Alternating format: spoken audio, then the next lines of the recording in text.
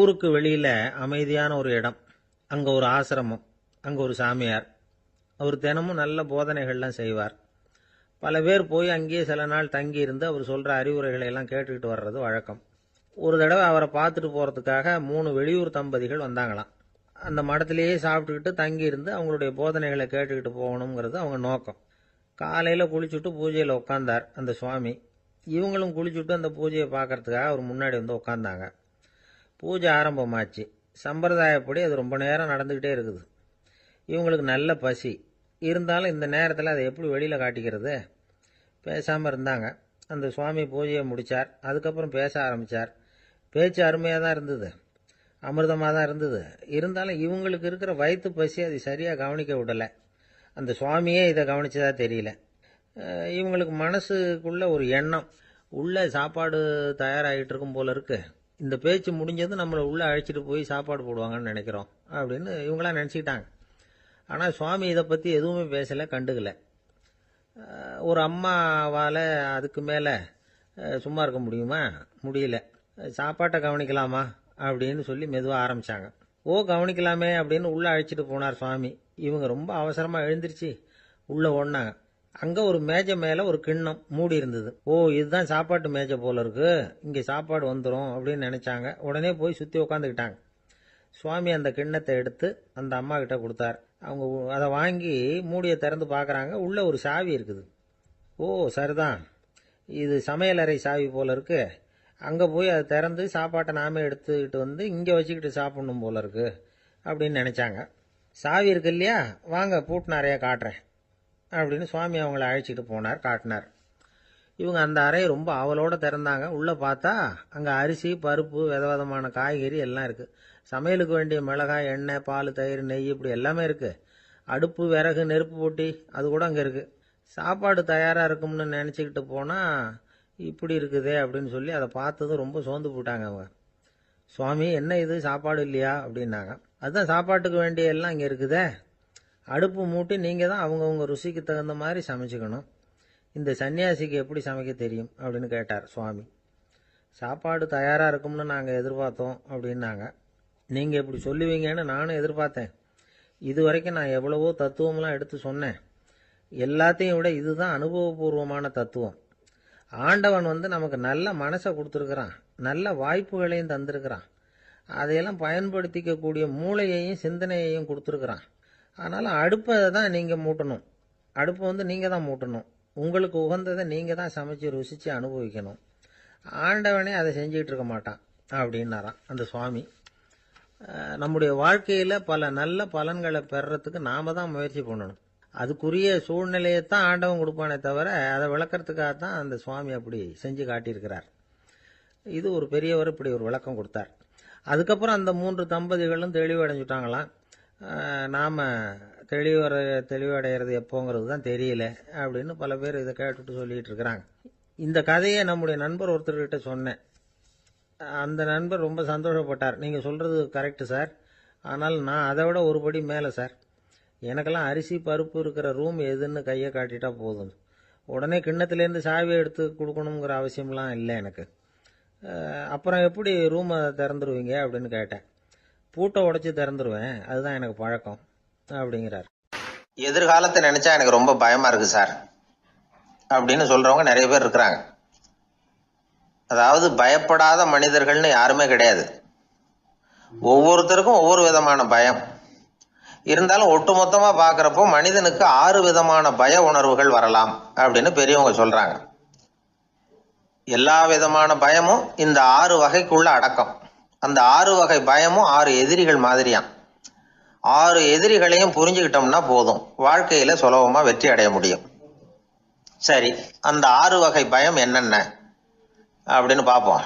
முதல்ல வறுமை பற்றிய பயம், 2வது பழிச்சொல் பற்றிய பயம், 3வது உடல் நலம் பாதிப்பு பற்றிய பயம், 4வது என்னன்னா காதல் தோல்வி, 5வது முதுமை, 6வது மரணம்.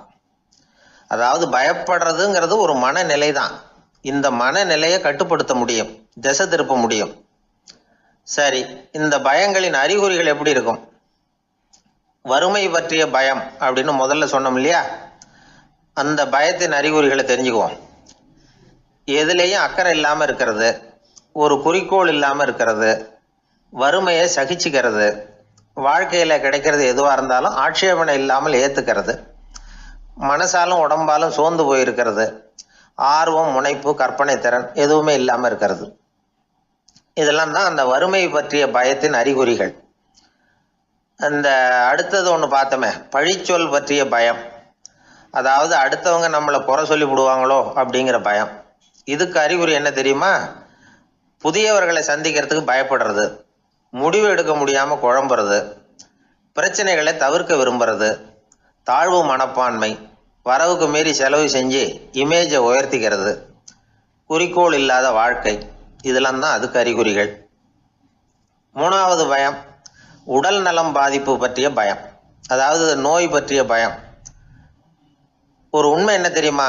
டாக்டரை சந்திக்கிற மனிதர்களில் 75% பேர் தங்களுக்கு நோய் வந்துட்டுதுங்கிற கற்பனையில் இருக்கிறவங்களாம். நிஜமாவே நோய் கிடையாது அவங்களுக்கு. இந்த பயத்தின் அறிகுறிகள் என்னென்னா, வியாதிக்கான அறிகுறிகள் தன்னிடம் இருக்கிறதாக நினச்சிக்கிறது, எந்த நேரமும் வியாதியை பற்றியே பேசி பேசி மனசை அங்கேயே வச்சிருக்கிறது, நோய் சம்பந்தமான செய்திகளை படித்து நமக்கு இப்படி ஆயிடுமோ அப்படின்னு வேதனைப்படுறது. இதெல்லாம் தான் அதுக்கு அறிகுறிகள். நாலாவது பயம் காதல் தோல்வி. இது ரொம்ப வேதனை, உடம்பையும் மனசையும் சீரழிச்சு விடும். ஆண்களை விட பெண்கள் தான் இந்த பய உணர்வில் அதிகமாக பாதிக்கப்படுறாங்க. அஞ்சாவது முதுமை பற்றிய பயம். ஆறாவது மரண பயம், வயசான காலத்தில் எப்படி சமாளிக்கிறது அப்படிங்கிற பயம். ஆக இதையெல்லாம் நாம் புரிஞ்சிக்க வேண்டியது ரொம்ப அவசியம். இந்த 6 வகை பயங்களை சரியாக புரிஞ்சுக்கிட்டு நாம் நடந்துக்கணும். வாழ்க்கையின் முன்னேற்றத்துக்கு இந்த பயங்கள் முட்டுக்கட்டே ஆகிடக்கூடாது. உழைச்சி பணம் சேர்க்கணும், உற்சாகமாக மனசை வச்சுக்கணும். மனசை கட்டுப்படுத்துகிற மார்க்கம் தெரிஞ்சுக்கிட்டா போதும், எல்லாம் சரியாக வந்துடும். நம்ம ஆள் ஒருத்தன் சொன்னான், சார் எனக்கு வறுமை பற்றிய பயம்தான் இருந்தது, ஒரே ராத்திரியில் 30,000 ரூபா தயார் பண்ணிவிட்டேன், இப்போ எனக்கு இன்னொரு பயம் வந்துட்டுதுன்னா. என்ன பயம்னு கேட்டாங்க. போலீஸு கண்டுபிடிச்சிருமோங்கிற பயம்னா. இது இந்த பயத்தில் அடங்காது. அதனால் அஞ்சி அஞ்சி சாவார், அஞ்சாத பொருள் இல்லை அப்படின்னு பாரதி சொன்னார் இல்லையா? அது மாதிரி பயத்தை புரிந்து கொண்டு அதற்கு தகுந்த மாதிரி நம்முடைய வாழ்க்கையை அமைத்து கொள்ள வேண்டும். அப்படி அமைத்து கொள்ளுகிறவர்களுக்கு வெற்றி நிச்சயம். கப்பல் கடல்ல போய்கிட்டு இருக்கு. புயல், சூறாவளி, அலையெல்லாம் பெருசு பெருசா ரொம்ப உயரமா உண்டாகுது. கடுமையான காற்றிலேயும் வேகமான அலைகள்லேயும் சிக்கி அந்த கப்பல் தடுமாறுது. திசை மாறி போச்சு. எந்த பக்கம் போயிட்டு இருக்கிறோம்னே தெரியல. அந்த கப்பலை செலுத்திக்கிட்டு இருந்த மாலுமி ரொம்ப சாமர்த்தியமா செயல்பட்டார். தன்னுடைய அறிவாற்றலையும் திறமையையும் முழுமையாக பயன்படுத்தினார். அந்த கப்பலை கட்டுப்படுத்தினார். மெதுவாக அந்த சூறாவளியிலிருந்து கப்பலை காப்பாற்றி கரைக்கு கொண்டுட்டு வந்து சேர்த்துட்டார். மாலுமின்னு ஒருத்தர் இருந்ததுனால அந்த மரக்கலம் காப்பாற்றப்பட்டது. மாலுமின்னு ஒருத்தர் இல்லைன்னு வச்சுக்கோங்க, அந்த கப்பலோட கதி என்னவாயிருக்கும் யோசிச்சு பாருங்க. ஒரு கோபக்காரனுடைய நிலைமையும் அப்படித்தானா. கோபக்காரன்கிறவன் ஒரு மாலுமி இல்லாத மரக்கலம் அப்படிங்கிறார் நபிகள் நாயகம்.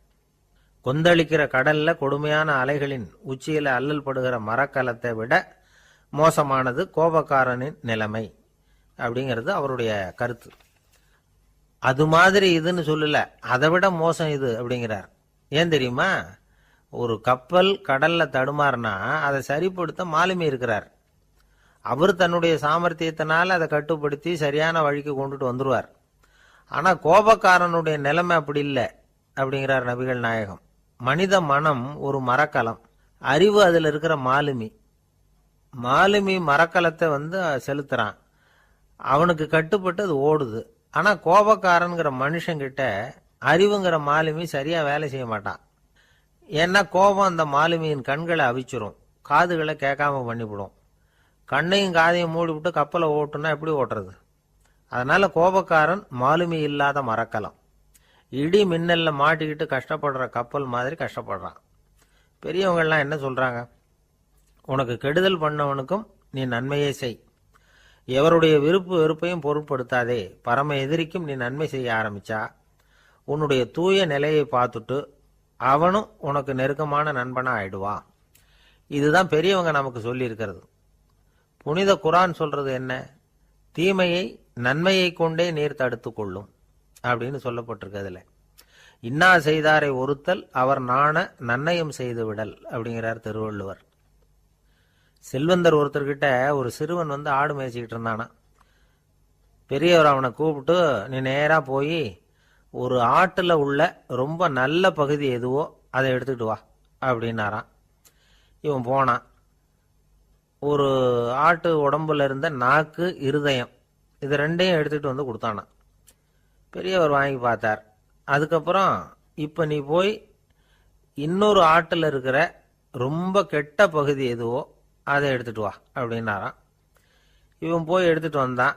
அவன் கையில் இருந்தது மறுபடியும் அதே மாதிரி நாக்கு, இருதயம், இது ரெண்டும் தான். என்னது இப்பவும் அதையே கொண்டுட்டு வந்திருக்கிற அப்படின்னாராம் பெரியவர். இவன் சொன்னானா, ஒரு உடம்புல உள்ள ரொம்ப நல்ல பொருளும் இதுதான், ரொம்ப கெட்ட பொருளும் இதுதான் அப்படின்னானா. இளம் வயசுல இப்படி பதில் சொன்னவர் தான் பேரறிஞர் லுக்மானுல் ஹக்கீம் அவர்கள். கோபப்படாமல் இருந்தா இது ரெண்டும் நல்லா வேலை செய்யும், கோபப்பட்டா இது ரெண்டும் மோசமா வேலை செய்யும். அதை புரிஞ்சுக்கிறதுக்காகத்தான் இன்னைக்கு இந்த தகவல். கோபம் வந்துட்டா நாம என்ன செய்யறோங்கிறது நமக்கே தெரியாது. ஒருத்தர் டாக்டர் கிட்ட போனார் அவசரமா. டாக்டர், எனக்கு இப்ப கடுமையான கோப வெறி, எனக்கு கண்ணு மண்ணு ஒன்றும் புரியல, உடனடியாக அதை கட்டுப்படுத்தணும், உடனே இதுக்கு ஏதாவது ஒரு மாத்திரை கொடுங்க ப்ளீஸ் அப்படின்னார். அந்த டாக்டரும் உடனே ஒரு மாத்திரையை கொடுத்து, இதை உடனே போடுங்க, நான் தண்ணி கொண்டுட்டு வரேன்னு உள்ள போனார். தண்ணியோடு திரும்பி வந்தார். இவர் சொன்னார், டாக்டர், நீங்க கொடுத்த மாத்திரை ரொம்ப பெருசா இருந்தது, இருந்தாலும் கஷ்டப்பட்டு முழுங்கிட்டேன்னார். டாக்டர் சந்தேகத்தோட மேசையை பார்க்கிறார். பார்த்தா மாத்திரை அங்கேயே இருக்குது, பேப்பர் வெயிட்ட காணல. ஒரு நாள் ஒரு நண்பரை சந்திச்சேன். உங்க வீடு எதுன்னு உங்களுக்கு தெரியுமா சார்ன்னு. அவர் என்ன ஒரு மாதிரியா பார்த்தார். அப்புறம் சொன்னார், தெரியும் அப்படின்னாரு. சரி, உங்க தொலைபேசி எண் உங்களுக்கு தெரியுமான்னு. அதுவும் தெரியும்னார். உங்க மனைவி மக்கள் யார் யாருன்னு உங்களுக்கு தெரியுமான்னு கேட்டேன். என்ன ஒரு மாதிரியா பார்த்தார். அப்புறம் சொன்னார், அதுவும் தெரியும் சார் அப்படின்னார். சரி, நீங்க யாருன்னு உங்களுக்கு தெரியுமான்னு கேட்டேன். இப்பதான் அவர் முழிக்க ஆரம்பிச்சார். அவர் மட்டும் அப்படி இல்லை, நாம எல்லாருமே அப்படிதான். எதிரில் நிக்கிறது யாருங்கிறது தெரியும், நாம யாருன்னு நமக்கு தெரியாது. உண்மையிலேயே நாம யார்? இந்த கேள்விக்கான பதில தான் வாழ்க்கை பூரா நாம தேடிட்டு இருக்கிறோம். புத்தர் என்ன சொல்றாரு தெரியுமா? நீங்க கடவுளை பத்தி கவலைப்பட தேவையில்லை, உங்களை பத்தின கவலை உங்களுக்கு இருந்தா போதும் அப்படிங்கிறார். நான் யார், எனக்கு ஏன் இந்த கவலை அப்படின்னு உங்களை நீங்களே கேட்டுக்குங்க அப்படிங்கிறார். நாம ஏன் கடவுளை படைச்சோம்? அது ஒரு நழுவல் முயற்சியாம், அதாவது தன்னிடமிருந்து தானே தப்பிக்கிற ஒரு முயற்சியாம். இப்படிதான் அதை சொல்றாங்க அறிஞர்கள்லாம். மக்கள் பொய்யான பிரச்சனைகள்ல ஆர்வமா இருக்கிறாங்க, அதுக்கு தீர்வு காணவும் முயற்சி பண்றாங்க. கடவுளை பத்தி விவாதிக்க எல்லாருக்கும் விருப்பம், தன்னுடைய சுயம் பற்றிய பிரஜையே இருக்கிறது இல்ல. ஆகக்கூடிய விஷயம் என்னன்னா, கடவுள் சமாளிப்புக்கு பயன்படுத்தப்படுகிறார். மனவியல் என்ன சொல்லுது தெரியுமா? கடவுள், சொர்க்கம், மறுபிறவி, இதை பத்தி எல்லாம் பேச ஆரம்பிக்கிறவங்க யார் தெரியுமா? போருக்கு போறவன், துன்பத்துல சிக்கி கஷ்டப்படுறவன், நோய் படுக்கையில விழுந்தவன், இவங்க தான். நாம அனுபவத்திலேயே பார்க்கிறோமே இதையெல்லாம். கடவுளை துணைக்கு கூப்பிடுறவங்க யாருன்னு கவனிச்சு பாருங்க. பரீட்சை எழுத போறவன், வேலை தேடி அலையிறவன், பண நெருக்கடியில் இருக்கிறவன், விபத்துல சிக்கிக்கிட்டவன், இவங்கெல்லாம் தான். தேர்வுல வெற்றி பெற்றதும் அவரை துணைக்கு கூப்பிடுறது இல்லை, வேலை கிடைச்சதும் அவர் துணை தேவைப்படுறது இல்லை. ஏன் இப்படி? கொஞ்சம் யோசனை பண்ணி பாருங்க. துன்பம் வருகிற போது அந்த துன்பத்தை தவிர்க்க வேண்டிய நிலையில அதிலிருந்து நழுவி போறதுக்காக பிரார்த்தனை தேவைப்படுது. எல்லாம் நல்லபடியா நடக்கிறப்போ பிரார்த்தனை செய்யறது இல்லை. புத்தருடைய வழி என்ன தெரியுமா? அந்த வழியில கடவுளும் கிடையாது, பிரார்த்தனையும் கிடையாது. புத்தர் செய்தது இதைத்தான். அதாவது கடவுள்கிட்ட இருந்து மனிதனையும், மனிதன் கிட்ட இருந்து கடவுளையும் அவர் விடுவித்தார். புத்த மதம் என்ன சொல்லுது தெரியுமா? கடவுள் பிரச்சனை அல்ல, மனிதன் தான் உண்மையான பிரச்சனை அப்படின்னு சொல்லுது. உங்களை நீங்க நல்லா தெரிஞ்சுக்கிட்டா போதும், நீங்களே கடவுள் ஆயிடுவீங்க அப்படிங்கிறது தான் புத்த மதம். அதனால நமக்கு தேவை உள்முக பயணம். நான் யார் அப்படிங்கிற கேள்வியோட உள்ள போகணும். அங்க போனாதான் தெரியும் நான் அப்படின்னு அங்க யாருமே இல்லைங்கிறது. இதெல்லாம் புத்தர் சொல்லுகிற ஒரு தத்துவம். தத்துவம்னு சொன்னாவே நமக்கெல்லாம் அதை புரிஞ்சுக்கிறது கஷ்டம்தான். நம்ம பொறுத்த வரைக்கும் தத்துவம்ங்கிறதுல 2 வகை உண்டு. ஒன்னு தத்துவம், இன்னொன்னு மகா தத்துவம். தத்துவம்னா என்ன தெரியுமா?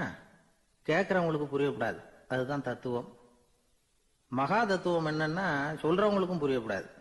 அந்த வகையில பார்த்தா இன்று ஒரு தகவலும் ஒரு மகா தத்துவம். இந்த உலகத்துல எல்லாருக்கும் மகிழ்ச்சி தரக்கூடிய ஒரு பொருள் எது?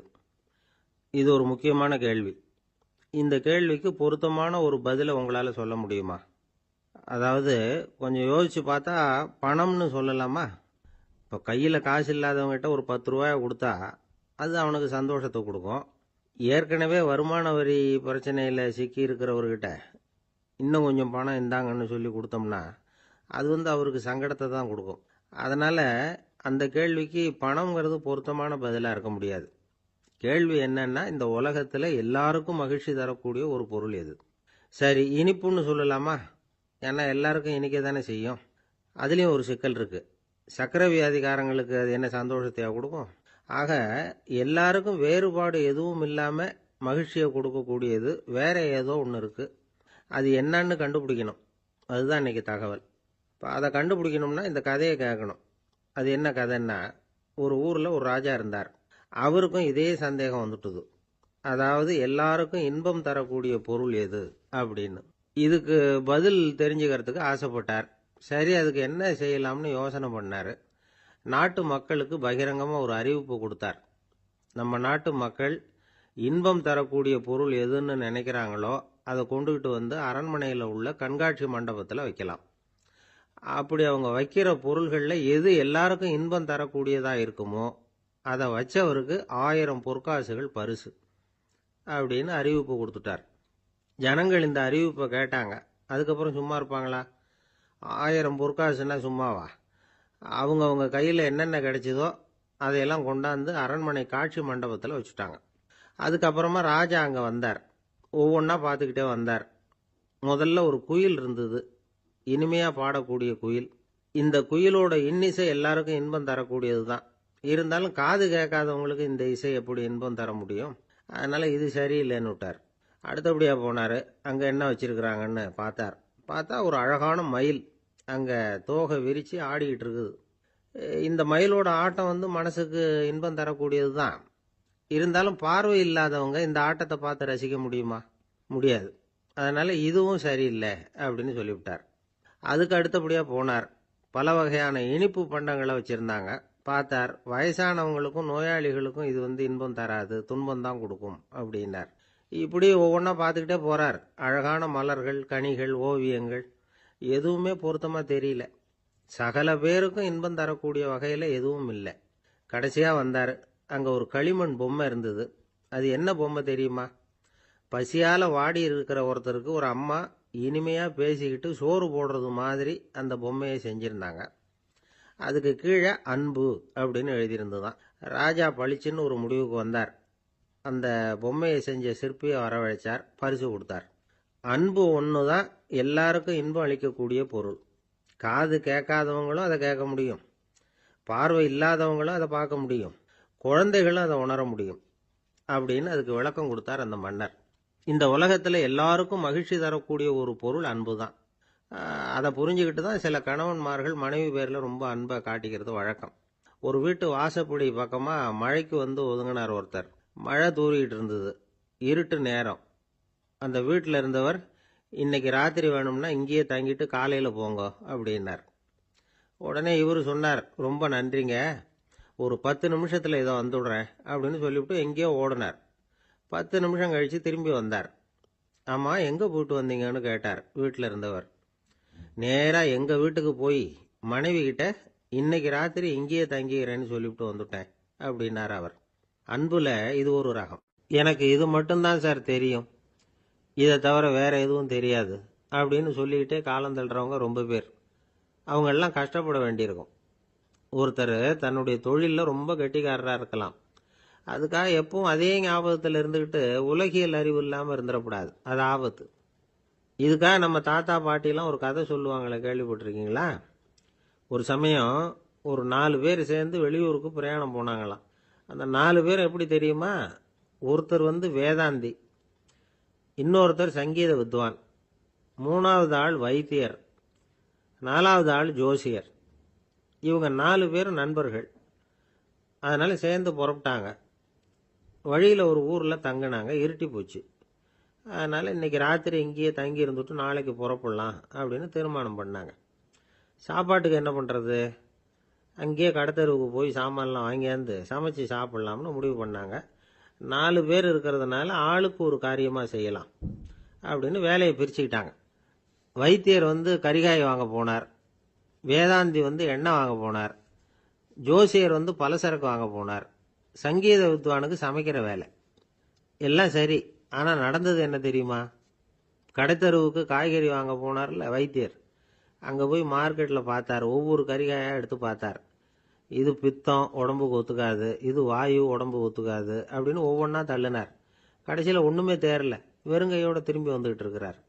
எண்ணெய் வாங்க போனார வேதாந்தி, அவர் ஒரு தொன்னையில் எண்ணெயை வாங்கினார். பேசாமல் அதை எடுத்துகிட்டு வர வேண்டியது தானே, முடியல.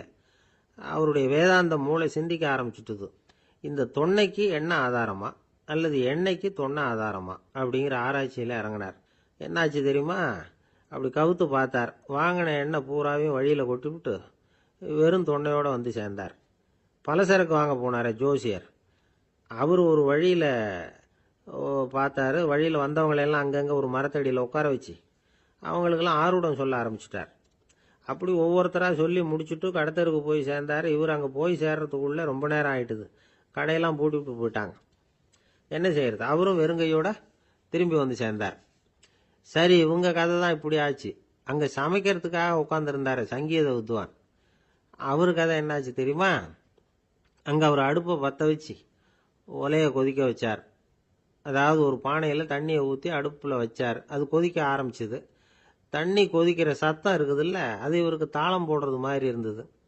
ஒரே குஷி, பாட ஆரம்பிச்சுட்டார். பாடிக்கிட்டே உற்சாகமாக கையில் இருந்த கரண்டியால் அந்த பானையில் தட்டினார், தாளம் போடுறதா நினச்சிக்கிட்டு. அவ்வளவுதான், பானை பட்டுன்னு உடஞ்சி போச்சு. தலையில் கையை வச்சுக்கிட்டு அவரும் உட்காந்துட்டார். எந்த தொழில் தெரிஞ்சாலும் சரி, அதை புத்திசாலித்தனமாக பயன்படுத்த தெரியலன்னா ஆபத்து தான். அதுக்காக தான் இந்த கதை. ஒரு பஸ்ஸு டிரைவர் ரொம்ப கெட்டிக்காரரு. பஸ்ஸை ரொம்ப திறமையாக ஆபத்து இல்லாமல் ஓட்டினதுக்காக பரிசுலாம் வாங்கினவர். அவரே ஒரு படகு ஓட்டுறதுக்காக அழைச்சிட்டு போயிருக்கிறாங்க, மோட்டார் படகு. அதையும் ரொம்ப திறமையாக தான் ஓட்டிகிட்டு போயிருக்கிறாரு. நடுக்கடலில் போனதும் படகு நின்று போச்சு. மோட்டாரில் ஏதோ கோளாறு. என்ன செய்யலாம் அப்படின்னு அந்த டிரைவரை கேட்டிருக்கிறாங்க படகுல இருந்தவங்கெல்லாம். அப்போ அவர் சொன்னாராம், கவலைப்படாதீங்க, ஒன்றும் பிரச்சனை இல்லை, எல்லாரும் கொஞ்சம் கீழே இறங்கி பின்னாடி தள்ளுங்க, மோட்டார் ஸ்டார்ட் ஆகிடும் அப்படின்னாராம். அறிவில் சிறந்தவர்கள் ஆண்களா பெண்களா? என்னுடைய நண்பர் ஒருத்தரை பார்த்து நான் கேட்ட கேள்வி இது. அவர் மெதுவாக தன்னுடைய தலையை சொரிஞ்சுக்கிட்டே சொன்ன பதில், அதில் என்ன சார் சந்தேகம், அவங்க தான் அப்படின்னார். அனுபவ அடிப்படையில் அவர் இப்படி சொல்கிறார். அறிவியல் அடிப்படையில் பார்க்குறவங்களும் இப்படி தான் சொல்கிறாங்க. இயற்கையின் நோக்கம் இனப்பெருக்கம், இதில் பெண்களின் பங்கு அதிகம். அதனால் இயற்கையே பெண்களுக்கு பல சலுகைகளை கொடுத்துருக்குது, சக்தியை கொடுத்துருக்குது. இப்போ வெளிநாடுகளில் இதை பற்றியெல்லாம் நிறைய ஆராய்ச்சி பண்ணி பார்த்துருக்குறாங்க, புள்ளி விவரங்கள்லாம் வெளியிட்டிருக்கிறாங்க. ஆண் குழந்தைகளை விட பெண் குழந்தைகள் முன்னாடியே பேச ஆரம்பிச்சுடுறாங்களாம். அது மட்டும் இல்லை, அதிக எண்ணிக்கையில் வார்த்தைகளை கற்றுக்கிறாங்களாம். அப்புறம் பலவிதமான வாக்கிய அமைப்புகளை அமைச்சு பேசுறதுலையும் பெண் குழந்தைகள் முன்னாடியே ஆரம்பிச்சுடுறாங்களாம். இதெல்லாம் சீக்கிரமாக செய்கிறது பெண் குழந்தைகள் தான். சம வயது உள்ள ஆண் குழந்தைகள், பெண் குழந்தைகள், இவங்களை வச்சு சோதனைகள் பண்ணி பார்த்துருக்குறாங்க. அதாவது ஒரே வயசுள்ள ஆண் குழந்தை, பெண் குழந்தை இதெல்லாம் வச்சு அவங்கக்கிட்ட ஒரே கேள்வியை பல விதமாக கேட்கறது, ஒரே செய்தியை வேற வேற கோணங்கள்ல இருந்து விளக்குறது, தவறு இல்லாமல் பேசுறது, வேகமாக படிக்கிறது, எழுதுறது, புரிஞ்சுக்கிறது, இப்படி இதை பற்றிலாம் எத்தனையோ சோதனைகள்லாம் செஞ்சு பார்த்துருக்குறாங்க. அப்படி பார்த்ததுல என்ன தெரிஞ்சதுன்னா, அதில் எல்லாம் ஆண் குழந்தைகளை விட பெண் குழந்தைகள் 1.5 மடங்கு அதிக திறமை உள்ளவங்களா இருக்கிறாங்களாம். இன்னொரு மொழியை கற்றுக்கிறது, பேசுறது, எழுதுறது, இது கூட பெண்களுக்கு சுலபமாக வருதான். 2 மொழிகளை மாற்றி மாற்றி பேசுறது, மொழிபெயர்க்கிறது, இப்படிலாம் கூட சோதனை பண்ணி பார்த்துருக்குறாங்க. இதுலேயும் பெண்களுக்கு தான் அதிக திறன். சரி, இதை விடுங்க.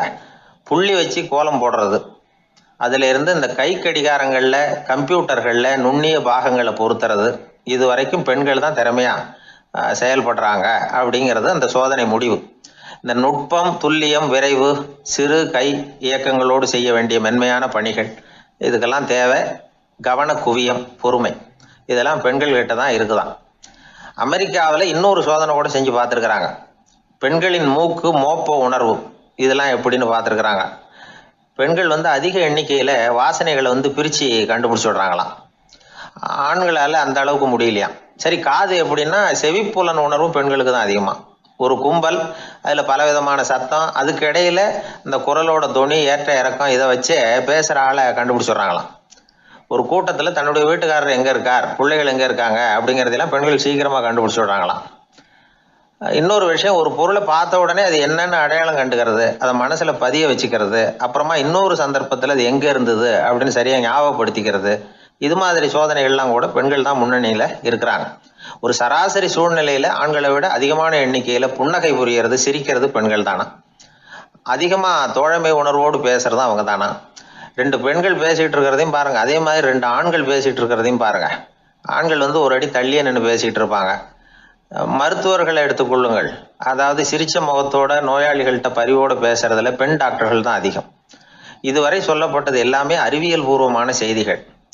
அதனால இளம் பெண்கள் வாழ்க்கையில சோர்வடைய தேவையில்லை. இயற்கையே நமக்கு சாதகமா இருக்கு, எல்லாம் முடியும் நம்மால அப்படிங்கிறத அவங்க புரிஞ்சுக்கணும். ஒரு பையன் தன்னுடைய அப்பா அம்மா திருமண ஆல்பத்தை புரட்டிக்கிட்டே இருந்தான். அப்புறம் அம்மாட்ட கேட்டான், அம்மா இது யாரு சின்ன வயசுல எடுத்ததா, இது என்னன்னு தெரியலையே, இந்த படத்துல அழகா மீசை வச்சுக்கிட்டு சிரிச்சுக்கிட்டு நிக்கிறது யார் அப்படின்னு கேட்டான். அதுதான்டா அவங்க அப்பான்னாங்க அந்த அம்மா. அப்படின்னா இப்ப நம்ம வீட்டுல நரைச்ச தலையோட அழுது வடிஞ்சிட்டு இருக்காரு ஒருத்தர், அவர் யாருன்னு கேட்டானா. இது பையனுடைய புத்திசாலித்தனம். பெண் பிள்ளைகள் அப்படி கேட்கறது இல்லை. அதனால இந்த கதையெல்லாம் எதுக்காக அப்படின்னா, இளம் பெண்கள் வாழ்க்கையில சோர்வு அடைஞ்சு போயிடக்கூடாது.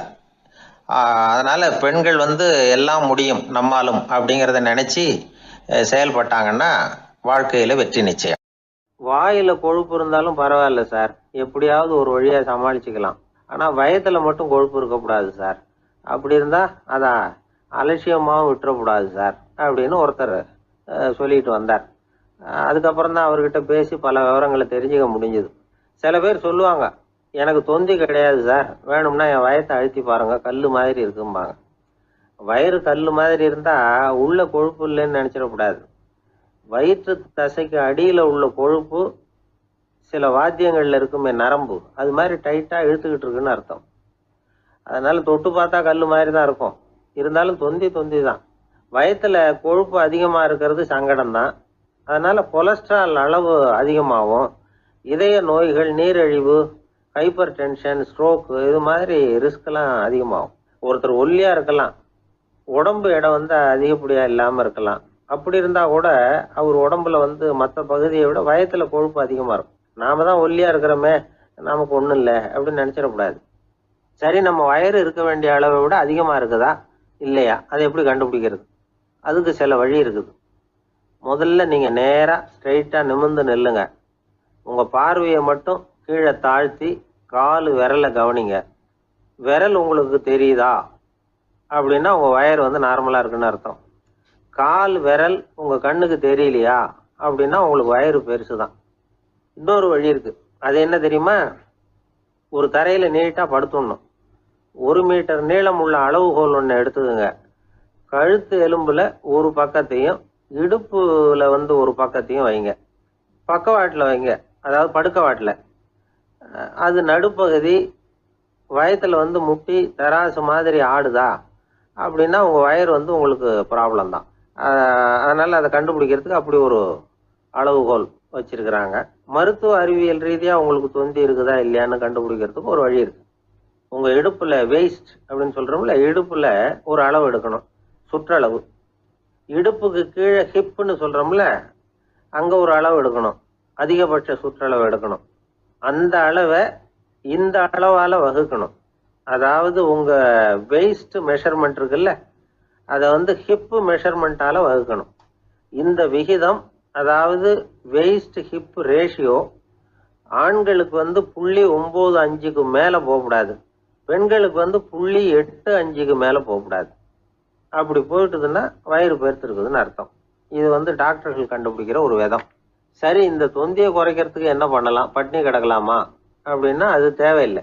ஆனா கலோரி அளவை குறைக்கணும். அது எப்படி? கொழுப்பு ஆகாரத்தை குறைக்கணும். இப்போ கார்போஹைட்ரேட்டு, புரோட்டீன்லாம் இருக்குது இல்லை, அதெல்லாம் ஒரு கிராமுக்கு சுமாரா 4 கலோரி கொடுக்கும். ஆனா கொழுப்பு ஒரு கிராமுக்கு 9 கலோரி கொடுக்கும். அதனால ஒரே அளவுள்ள ஆகாரங்கள்ல கூட கலோரி வித்தியாசம் இருக்குது. கலோரி அளவு குறைச்சலா கொடுக்கக்கூடிய ஆகாரம் சாப்பிடணும். இப்போ தொந்தியை குறைக்கிறதுக்கு கடுமையான உடற்பயிற்சி தேவையா அப்படின்னு கேட்டா அதுவும் தேவையில்லையா. ஆகாரத்துல கொழுப்பை குறைச்சாவே போதும், மற்ற ஆகாரம் செரிக்கிறதுக்கு லேசான உடற்பயிற்சியே போதும். வயத்தை குறைக்கிறேன்னு சொல்லி சில பேர் உட்காந்து எழுந்திருப்பாங்க, அதுவும் தேவையில்லையா. அப்படிலாம் பண்ணி உங்களை கஷ்டப்படுத்திக்க வேண்டியதில்லை.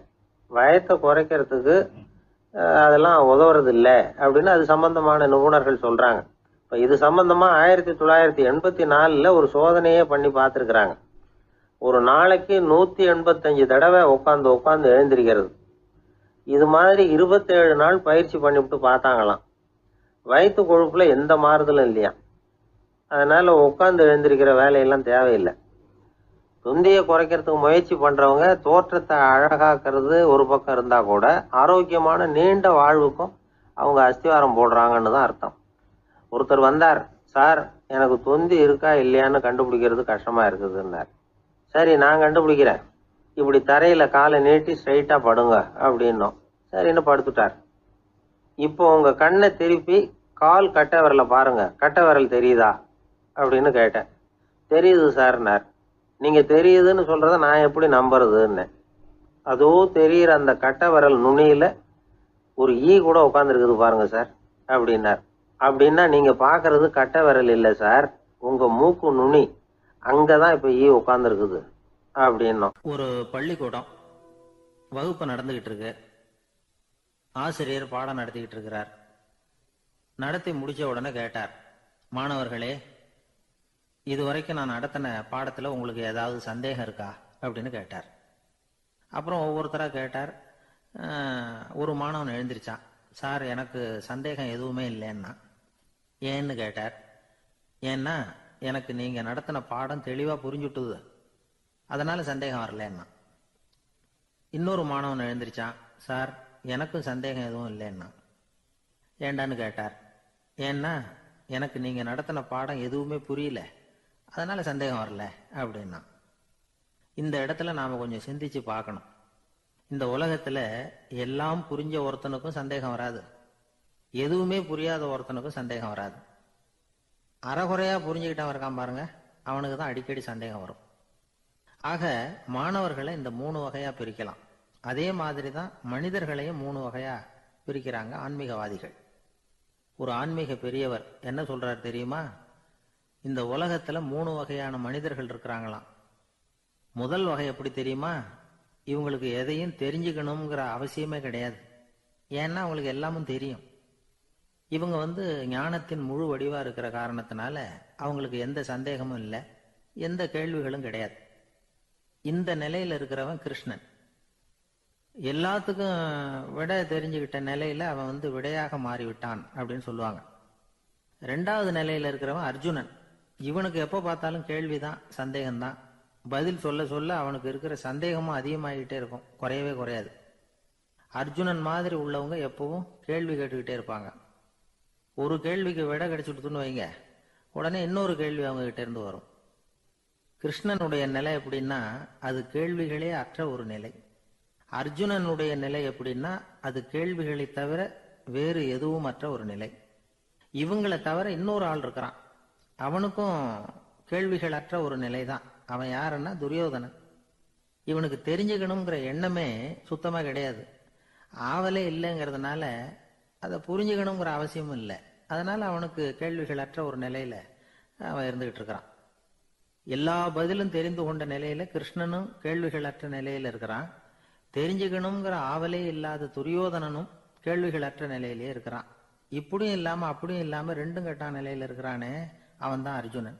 அதனால பெரியவங்கள்லாம் என்ன சொல்றாங்கன்னா, இந்த உலகத்துல அர்ஜுனன்களா இருக்கிறவங்க ஒண்ணு துரியோதனனா மாறிடணும், இல்லைன்னா கிருஷ்ணனா மாறிடணும். இதை தவிர வேற வாய்ப்பு இல்லை. துரியோதனன் மாதிரி உள்ளது விலங்கு நிலை, கிருஷ்ணன் மாதிரி உள்ளது தெய்வ நிலை. அர்ஜுனன் விலங்காவும் ஆக முடியல, தெய்வமாவும் ஆக முடியல. இப்படி ரெண்டும் கெட்டானா இருக்கிற வரைக்கும் இந்த கேள்விகளும் பிரச்சனைகளும் இருந்துகிட்டே தான் இருக்கும். இதுதான் பெரியவர்கள் சொல்லுகிற அனுபவ உண்மை. ஒரு ஆசிரியர் ரொம்பவும் விரிவா விளக்கமா பாடம் நடத்தின பிறகு, மாணவர்களே ஏதாவது சந்தேகம் இருந்தா கேளுங்கன்னாராம். ஒரு மாணவன் எழுந்திருச்சான். சார் எனக்கு ஒரு சந்தேகம்னா. என்னன்னு கேட்டார். இது வரைக்கும் என்ன பாடம் சார் நடத்துனீங்க அப்படின்னா அந்த பையன். எனக்கு ஒரு உதவி செய்யணும் அப்படின்னு நம்மளை பார்த்து ஒருத்தர் கேட்குறாருன்னு வச்சுங்களேன், உடனே நாம் அவரை பார்த்து என்ன உதவின்னு கேட்போம். இதுதான் சராசரி மனிதர்களின் இயல்பு. ஆனால் ஒருத்தர் எனக்கு ஒரு உதவி செய்யணும் அப்படின்னு கேட்ட உடனே என்ன உதவின்னு கூட கேட்காம சரி செய்கிறேன் அப்படின்னு ஒத்துக்கிறது இருக்கு பாருங்க, அது கொஞ்சம் அபூர்வம். அந்த காலத்தில் ஒருத்தர் இருந்தார். அவர் எப்படி தெரியுமா? உதவி கேட்குறவங்க நல்லவங்களா கெட்டவங்களா அப்படின்னு கூட பார்க்கல, தனக்கு நன்மையா தீமையா அப்படின்னு கூட பார்க்கல, உதவி செய்கிறேன்னு புறப்பட்டு விட்டார். அவர் யார் தெரியுமா? அவர் தான் நல சக்கரவர்த்தி. அவர் மாதிரி நாமும் உதவி கேட்குறவங்களுக்கு உடனே உதவி செய்கிறதுக்கு தயாராக இருக்கணும் அப்படின்னு சொன்னார் ஒரு ஆன்மீக பேச்சாளர். நல சரித்திரத்தை அவர் சொல்லிக்கிட்டு இருந்தார். இந்திரன், அக்னி, வருணன், யமன் இவங்க 4 பேரும் நலனை பார்த்து எங்களுக்கு நீ உதவி செய்யணும், எங்களுக்காக நீ தூது போகணும் அப்படின்னு கேட்குறாங்க. யாருக்கிட்ட தூது போகணும், என்ன காரியத்துக்காக போகணும் அப்படின்னு கேட்கணும்ல. நலன் அப்படி கேட்கவே இல்லை, உடனே சரின்னு ஒத்துக்கிறான். அதுக்கப்புறம் அவங்க விவரம் சொல்கிறாங்க, என்ன உதவி, யாருக்கிட்ட தூது போகணும் அப்படிங்கிற விவரத்தை சொல்கிறாங்க. நலனுக்கும் அப்புறம்தான் புரியுது, எந்த தமயந்தியை இவன் காதலிச்சானோ, எந்த தமயந்தின் சுயம்பரத்துக்காக இவன் போய்கிட்டு இருக்கிறானோ அந்த தமயந்தியை பார்த்து தங்களுக்காக அவகிட்ட வாதாடணும், பேசணும், தங்களில் ஒருத்தரை கல்யாணம் பண்ணிக்கும்படியாக கேட்கணும் அப்படின்னு அவங்க 4 பேரும் நலன்கிட்ட கேட்குறாங்க. இதை கேட்டதும் நலன் கொஞ்சம் கூட முகம் சுளிக்கலை, பதட்டப்படலை. நேராக தமயந்தி கிட்ட போகிறான். இந்திரன், அக்னி, வருணன், யமன் இவங்களோட சிறப்புகளை எடுத்து சொல்கிறான். இவங்களில் ஒருத்தரை கல்யாணம் பண்ணிக்கலாம் அப்படின்னு சொல்லி கேட்டுக்கிறான். ஆனால் இதுக்கு தமயந்தி சம்மதிக்கலை. சுயம்பரம் நடக்குது, அவள் நலனை தேர்ந்தெடுக்கிறா. அந்த 4 பேரும் நலனுக்கு நிறைய வரங்கள்லாம் கொடுக்குறாங்க. அதுக்கப்புறம் இப்படி போகுது கதை. இதில் நாம் கவனிக்க வேண்டியது என்னென்னா, உதவின்னு கேட்ட உடனே என்ன உதவின்னு கேட்காம சரி செய்கிறேன்னு சொன்னான் பாருங்க, அதை கொஞ்சம் சிந்திக்கணும். செய்கிறேன்னு ஒத்துக்கிட்டதுக்கு அப்புறம் அது என்ன உதவின்னு தெரிஞ்சும் முகம் சுளிக்காமல் அதை செஞ்சான் பாருங்க, அதையும் கொஞ்சம் சிந்திக்கணும். நம்மால் ஒருத்தன் ஒரு நண்பனை தேடி போனான், எனக்கு ஒரு உதவின்னா சரி சொல்லுன்னா, இப்போ உங்ககிட்ட 2 கார் இருந்தால் என்ன பண்ணுவேன்னா உடனே அதில் ஒன்று உங்ககிட்ட கொடுத்துருவேன்னா, அவன் உங்ககிட்ட 2 பங்களா இருந்தால் என்ன பண்ணுவேன்னா அதில் ஒன்று உங்ககிட்ட கொடுத்துருவேன்னா, உங்ககிட்ட 2 பேனா இருந்தால் என்ன பண்ணுவேன்னா அதில் ஒரு பேனாவை உங்ககிட்ட கொடுக்க மாட்டேன்னா அவன். ஏன்டா அப்படி சொல்கிறேன்னா, ஏன்னா இப்போ நிஜமாவே என்கிட்ட 2 பேனா இருக்குது, அதனால் அப்படி சொல்கிறேன் அப்படின்னு நானான் அவன். ஜெருசலேம் அங்கே உள்ள ஒரு தேவாலயம், அதில் உள்ள பலிபீடத்தின் முன்னாடி ஒரு பெட்டி உண்டு. அது காணிக்கை பெட்டி. ஆலயத்துக்கு வர்றவங்க பிரார்த்தனை பண்ணிவிட்டு திரும்பி போகிற சமயத்தில் அந்த பெட்டியில் காணிக்கை போடுவாங்க. அவங்களால எவ்வளவு முடியுமோ அவ்வளவு போடுறது வழக்கம். அவங்கவுங்க வசதிக்கு தகுந்த மாதிரி போடுவாங்க. வசதி உள்ளவங்களாக இருந்தாலும் சரி, வசதியே இல்லாத வறியவர்களாக இருந்தாலும் சரி, ஆலய காணிக்கை பெட்டியில் காசு போடுறது அவங்களுக்கு ரொம்ப பெருமையான ஒரு செயல். ஒரு சமயம் இயேசு தம்முடைய சீடர்களோடு அந்த ஆலயத்துக்கு வரார். அங்கே உட்காந்து ரொம்ப நேரம் வழிபாடு பண்ணிட்டு இருக்கிறார். சீடர்களும் அந்த ஜபத்தில் கலந்துக்கிட்டாங்க. வழிபாடு முடிஞ்சுது. இயேசு உட்காந்துருக்கிறார். காணிக்கை பெட்டியில் காசு போடுறவங்கள கவனிக்கிறார். சீடர்களும் அதையே கவனிச்சுக்கிட்டு இருக்கிறாங்க. ரொம்ப பேர் வரிசையாக வந்தாங்க. அவங்களால முடிஞ்ச அளவுக்கு காசு போட்டுட்டு அவங்க பாட்டுக்கு போய்கிட்டு இருக்கிறாங்க. வசதியானவங்க நிறைய பேர் வந்தாங்க. அதுக்கு மத்தியில் வயசான ஒரு அம்மா, அவங்களும் காசு போட்டுட்டு போகிறாங்க. இப்போ இயேசு தன்னுடைய சீடர்கள் பக்கம் திரும்பினார். ஒரு கேள்வி கேட்டார். இப்போ இந்த காணிக்கை பெட்டியில் நிறைய பேர் காசு போட்டுட்டு போகிறத நீங்கள் கவனிச்சிங்க. இன்னைக்கு இந்த காணிக்கை பெட்டியில் ரொம்பவும் அதிகமாக காசு போட்டது யார் அப்படின்னு கேட்டார். முதல்ல வந்தார ஒரு பெரிய மனுஷன், அவர் தான் அதிகமாக போட்டார் அப்படின்னாரு ஒருத்தர். 3ஆவதா வந்தவர் தான் அதிகமாக போட்டார், நான் கவனிச்சேன் அப்படின்னாரு இன்னொருத்தர். இப்படி ஆளுக்கு ஒரு விதமாக சொல்கிறாங்க. கடைசியாக இயேசு சொன்னாராம், இன்றைக்கு அந்த பெட்டியில் அதிகமாக காசு போட்டவங்க அந்த வயசான அம்மா தான் அப்படின்னாராம். சீடர்களுக்கு ஒன்றும் புரியல.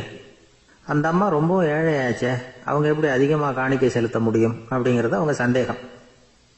இயேசு விளக்குனார். நிறைய பேர் வந்தாங்க, நிறையவே காசுகள் போட்டாங்க, அது உண்மைதான். ஆனால் அந்த அம்மா என்ன பண்ணாங்க கவனிச்சிங்களா? வந்தாங்க, தன்னுடைய காசு பையை திறந்தாங்க, அப்படியே கொட்டுனாங்க. அதில் இருந்தது 2 காசுகள் தான். அந்த 2 காசும் காணிக்கை பெட்டியில் விழுந்துட்டுது. மற்றவங்கெல்லாம் தங்கள்கிட்ட இருந்த செல்வத்தின் ஒரு சிறு பகுதியை எடுத்து பெட்டியில் போட்டாங்க. ஆனால் இந்த அம்மா தன்கிட்ட என்ன இருந்ததோ அதை அப்படியே போட்டுட்டாங்க. தன்னுடைய பிழைப்புக்காக வச்சிருந்த அவ்வளவையும் இழக்கிறதுக்கு தயாராயிட்டாங்க. அவ்வளவு தாராள மனசு அவங்களுக்கு. அதனால அவங்க செலுத்தின காணிக்கை தான் அளவில் அதிகம் அப்படின்னார். விலை மதிப்பில்லாத முத்து புதையல் ஒருத்தனுக்கு கிடைக்க போகுதுன்னு வச்சுக்கோங்க. அதன் மதிப்பை உணர்ந்தவன் என்ன பண்ணுவான்? அதை அடையறதுக்காக தன்கிட்ட இருக்கிற எதையும் கொடுக்கறதுக்கு தயாரா இருப்பான் இல்லையா? அது மாதிரிதான் இதுவும் அப்படின்னார். உலக மதிப்பீடுகளை துரும்பா தூசியா மதிச்சு அதையெல்லாம் உதறி விடுகிறவன் இறையருள் அப்படிங்கிற இணையில்லாத செல்வத்தை பெறுகிறான் அப்படிங்கிறது இதுல உள்ள கருத்து. இறைவனுக்காக இழப்பதுன்னா துன்பப்படுகிறவர்களுக்காக, ஏழைகளுக்காக, ஏதுமற்றவர்களுக்காக இழப்பது அப்படின்னு அர்த்தம். உங்கள் அயலானுக்கு நீங்கள் என்ன உதவி செய்தாலும் அதை எனக்கே செய்கிறீர்கள் அப்படின்னு இயேசு சொல்லியிருக்கிறார். அடுத்தவங்களுக்கு உதவணுங்கிற குணம் இன்னைக்கு ரொம்ப குறைஞ்சு போச்சு. ஒருத்தன் வாழைப்பழத்தோல் வழுக்கி கீழே விழுந்துட்டான். பக்கத்தில் இருந்த நண்பன் உடனே இவனை தூக்கிக்கிட்டு போய் ஆஸ்பத்திரியில் சேர்த்துட்டான். அதுக்கப்புறம் சொன்னான், நீ அந்த வாழைப்பழத்தோலில் காலை வைக்க போகிறத முன்னாடியே நான் கவனிச்சுட்டேன் அப்படின்னானா. அப்படின்னா அப்போவே நீ எனக்கு உதவி செஞ்சுருக்கலாமே அப்படின்னானா அவன். நான் டாக்டருக்கு உதவலாம்னு நினச்சிட்டேன் அப்படின்னா இவன். ஒரு நாள் ஒரு 10-15 பள்ளிக்கூடத்து பிள்ளைங்க தேடிட்டு வந்தாங்க. உங்களை பார்த்துட்டு தான் போகணும், அதுக்காக தான் வந்திருக்கோம்னாங்க. என்ன விஷயம்னு கேட்டோம். நாங்கள்லாம் கூடி ஒரு முடிவு பண்ணியிருக்கிறோம், அதை உங்ககிட்ட சொல்லணும் அப்படின்னாங்க. அதுவும் ஒரு வாண்டு பையன் அதை சொன்னான். என்ன முடிவு அது அப்படின்னு கேட்டோம் ரொம்ப ஆர்வமாக. அதை இப்போ சொல்ல மாட்டோம், எங்களுக்கு பிடிக்கிற மாதிரி ஏதாவது ஒரு தகவல் சொன்னால் அதுக்கப்புறம் நாங்கள் அதை சொல்கிறோம் அப்படின்னா அந்த வாண்டு பையன். சரி, சின்ன பையன்கிட்ட இன்னைக்கு வசமாக மாட்டிக்கிட்டோம் அப்படின்னு நினச்சிக்கிட்டு அவங்களுக்கு தகுந்த மாதிரி ஒரு கதை சொல்ல ஆரம்பித்தோம். அது என்ன கதைன்னா, ஒரு பெரிய காடு, அதில் பலவிதமான மிருகங்கள். அந்த காட்டுக்கு ஒரு சிங்கம் தான் ராஜா. எப்பவும் காட்டுக்கு அதுதானே ராஜா. ஒரு பெரிய யானைக்கு இது பொறுக்கலை. என்ன இது, எப்போ பார்த்தாலும் இங்கே சிங்கத்துக்கே ராஜா பதவி கிடைக்குது, நான்லாம் எவ்வளவு பலசாலியாக இருக்கிறேன், அப்படி இருந்தும் எனக்கு அந்த பதவி கிடைக்கலையே அப்படின்னு தனக்குள்ளே பொறுமிக்கிட்டே இருந்தது. ராஜா பதவியை நினச்சி ரொம்ப ஏக்கம், அதுக்கு பதவி மோகம். இந்த சமயம் பார்த்து ஒரு குள்ள நெறி கூட்டம் அதை தேடிட்டு வந்தது. ஐயா பெரியவங்களே, நீங்கள் இந்த காட்டுக்கு ராஜாவாக இருக்க ஆசைப்படுறீங்க, அதில் ஒன்றும் தப்பு இல்லை. ஆனால் அதுக்கு முன்னாடி நீங்கள் எங்கள் கூட்டத்துக்கு கொஞ்ச நாள் தலைவராக இருங்க, அதாவது ராஜாவாக இருங்களேன், உங்களுக்கும் ஒரு ட்ரைனிங் கிடைச்சது மாதிரி இருக்கும் அப்படின்னு சொல்லியிருக்குது இந்த கூட்டம், குள்ள நெறி கூட்டம். இதை கேட்ட உடனே யானைக்கு ரொம்ப சந்தோஷம் தாங்கலை. அதுதான் எப்போன்னு பதவிக்காக காத்துக்கிட்டு இருக்குதே. இருந்தாலும் கொஞ்சம் பிகுவோட, சரி நீங்கள்லாம் இவ்வளோ தூரம் என்னை தேடிட்டு வந்து கேட்கறதுனால மறுக்க முடியல அப்படின்னு ரொம்ப ஏதோ அவளுக்கு சிரமப்பட்டு ஒத்துக்கிறது மாதிரி ஒத்துக்கிட்டது. ஏதோ உங்கள் ஆசைக்கு கட்டுப்படுறேன், கொஞ்ச நாள் உங்கள் கூட்டத்துக்கு ராஜாவாக இருக்கிறதுக்கு சம்மதிக்கிறேன் அப்படின்னுது. உடனே அந்த யானை ராஜ நட போட ஆரம்பிச்சுட்டுது. யானை சாதாரணமாக நடந்தாவே எப்படி இருக்குங்கிறது நமக்கு தெரியும். அதுவே ராஜ நட நடந்தால் எப்படி இருக்கும் கற்பனை பண்ணி பாருங்க. யானை முன்னாடி கம்பீரமாக போய்கிட்டு இருக்குது, தலைவர் இல்லையா, அதனால குள்ள நரிகள்லாம் ரொம்ப அடக்கமாக அது பின்னாடி அணிவகுத்து போயிட்டு இருக்குது. ராஜா வாழ்க, மன்னர் வாழ்க அப்படின்னு கோஷம் வேற. யானைக்கு தலைகால புரியல, அவ்வளவு சந்தோஷம். அந்த யானைக்கு செருக்கு, ஆணவம் எல்லாம் ஏற்பட்டு போச்சு. அதுக்கப்புறம் அது தரையை பார்க்குமா, நிமிர்ந்து நடக்க ஆரம்பிச்சுட்டுது. தரையை பார்க்கறதே இல்லை. அப்படி போயிட்டு இருக்கிறப்போ ஒரு சதுப்பு நிலத்தில் திடீர்னு காலை வச்சுட்டுது. அவ்வளவுதான், கால் உள்ளே போயிட்டுது. இன்னொரு காலை எடுத்து வச்சுது, அதுவும் உள்ளே போயிட்டுது. அந்த 2 காலையும் எடுக்கிறதுக்காக அடுத்த 2 காலையும் அழுத்திச்சு, அதுவும் உள்ளே போக ஆரம்பிச்சுட்டுது. இப்போ 4 காலம் வசமாக சேத்துல அழுந்தி போச்சு, எடுக்க முடியல. குள்ள நரிகள்லாம் அதை சுற்றி சுற்றி வந்தது. சிலது சுற்றி நின்று டான்ஸ் ஆட ஆரம்பிச்சுட்டுது யானையை பார்த்துட்டு. இதை யானை பார்த்தது. என்ன இது, தலைவர் நான் தவிச்சுக்கிட்டு இருக்கிறேன், தொண்டர்கள்லாம் சுற்றி நின்று வேடிக்கை பார்த்துக்கிட்டு இருக்கிறீங்க, டான்ஸ் ஆடுறீங்க அப்படின்னு கேட்டுதான். தொண்டர்களே, தலைவர் நான் தவிச்சுக்கிட்டு இருக்கிறது உங்களுக்கு தெரியலையா? இப்போ உடனே உங்கள் தலைவரை காப்பாற்ற வேண்டியது உங்கள் கடமை இல்லையா அப்படின்னு கத்துச்சான் அந்த யானை. குள்ள நரிகளில் ஒன்று முன்னாடி நின்று அந்த யானையை பார்த்து தான், தலைவரே எங்களுக்கு ரொம்ப நாளாக ஒரு ஆசை, அந்த ஆசையை நிறைவேற்றிக்கிறதுக்காக தான் உங்களை எங்கள் தலைவராக ஏற்றுக்கிறோம்னு சொன்னோம் அப்படின்னு தான். என்ன ஆசைன்னு கேட்டிருக்கு யானை. யானை கறி சாப்பிட்டு பார்க்கணுங்கிறது எங்களுக்கு ரொம்ப நாளாக ஆசை, அது இன்னைக்கு தான் நிறைவேற போகுது அப்படின்னு தான் அந்த நரி. இதை கேட்ட உடனே அந்த யானை அப்படியே மூர்ச்சி ஆயிட்டு தான். நரிகள்லாம் அது மேலே ஏறி குதற ஆரம்பிச்சுட்டுதான். பதவி மேல இருந்த பேராசை அந்த பலசாலியான யானையையே மாட்டி விட்டுட்டு பாத்தீங்களா அப்படின்னு சொல்லி முடிச்சோம் இந்த கதையை அந்த சின்ன பிள்ளைங்க கிட்ட. சரிங்க, இப்ப நாங்க உங்களை தேடி வந்த விஷயம் என்னங்கறத சொல்லவா அப்படின்னா ஒரு வாண்டு பையன். சீக்கிரம் சொல்லு தம்பி, சஸ்பென்ஸ் தாங்கல அப்படின்னோம். அவன் மெதுவா எங்களை பார்த்து சொல்றான், எங்களுக்கு கொஞ்ச நாள் நீங்க தலைவரா இருந்தா தேவல அப்படின்னு. கடற்கரை ஓரமா ஒரு பெரியவர் கையால மணலை கீறிக்கிட்டே உட்காந்துருக்கிறார். என்னத்தையும் தேடிட்டு இருக்கிறது மாதிரி தெரிஞ்சது. மெதுவா கிட்டத்துல போய் என்னத்தை தேடிட்டு இருக்கிறீங்க அப்படின்னு கேட்டோம். அவரு சாவகாசமா நிமிர்ந்து பார்த்து நிம்மதியை தேடிட்டு இருக்கிறேன்னார். நாங்க ஒரு மாதிரி ஆயிட்டோம்.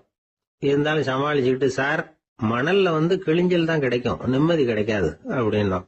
சரி, இன்னைக்கு வசமா நம்ம கிட்ட ஒரு ஆள் மாட்டிக்கிட்டார் அப்படின்னு நினைச்சு அவர் பக்கமா போய் உட்காந்துக்கிட்டு கதை சொல்ல ஆரம்பிச்சிட்டோம். ஒரு பெரிய மன்னர் இருந்தார். அவருக்கு எல்லா வசதியும் இருந்தது. இருந்தாலும் ஒரே ஒரு குறை. அது என்னன்னா நிம்மதி இல்லைங்கிற குறை. அரண்மனையில தினமும் கலை நிகழ்ச்சி, நாட்டியம் எல்லாம் நடந்துகிட்டு தான் இருந்தது. இருந்தாலும் நிம்மதி இல்லை. சரி, நிம்மதி எங்க கிடைக்கும் அப்படின்னு தேட ஆரம்பிச்சார். உடனே அதுக்கான முயற்சிகள்ல தீவிரமா இறங்கினார். நாட்டுல உள்ள தத்துவ மேதைகளை எல்லாம் கூப்பிட்டுட்டு வர சொன்னார். எல்லாரும் சேர்ந்தாங்க. அவங்கள பார்த்து நிம்மதி எங்க இருக்குது அப்படின்னு விசாரிச்சார். அவங்களுக்கு அது தெரிஞ்சா ஏன் இப்படி ராஜா முன்னாடி நின்றுட்டு இருக்க போறாங்க? ராஜாவோட கேள்விக்கு ஒவ்வொருத்தரும் ஒவ்வொரு மாதிரி விளக்கம் கொடுக்க ஆரம்பிச்சுட்டாங்க. எந்த பதிலும் ராஜாவுக்கு திருப்தி அளிக்கக்கூடிய அளவுக்கு இல்ல. சரி, போயிட்டு வாங்கன்னு சொல்லி அவங்கள எல்லாம் அனுப்பி வச்சுட்டார். ஒரு நாள் அவர் மாளிகையில உப்பருகையில நின்றுட்டு இருக்கிறார். அந்த சமயத்துல தெருவுல ஒரு பிச்சைக்காரன் ரொம்ப உல்லாசமா பாட்டு பாடிக்கிட்டே போயிட்டு இருக்கிறான். குரல்ல ஒரு சந்தோஷம், நடையில ஒரு மிடுக்கு. அவங்ககிட்ட கொஞ்சம் கூட கவலை இருக்கிறதா தெரியல. உடனே ராஜா அதை பார்த்தார். ஏவலாளிகளை கைதட்டி கூப்பிட்டார். உடனே ஓடி போய் அந்த பிச்சைக்காரனை இங்க அழைச்சிட்டு வாங்கன்னு உத்தரவு போட்டார். இவங்க உடனே ஓடி போய் அவனை கூப்பிட்டாங்க. அரண்மனைக்கு வாழ்ந்தாங்க. அவன் வரல. அரண்மனைக்கு உள்ள அடி எடுத்து வைக்க மாட்டேன்னு சொல்லிவிட்டான். ராஜா கிட்ட விஷயத்தை சொன்னாங்க. அவருக்கு ரொம்ப ஆச்சரியம், இப்படி ஒரு ஆள் இருக்கிறானா அப்படின்னு.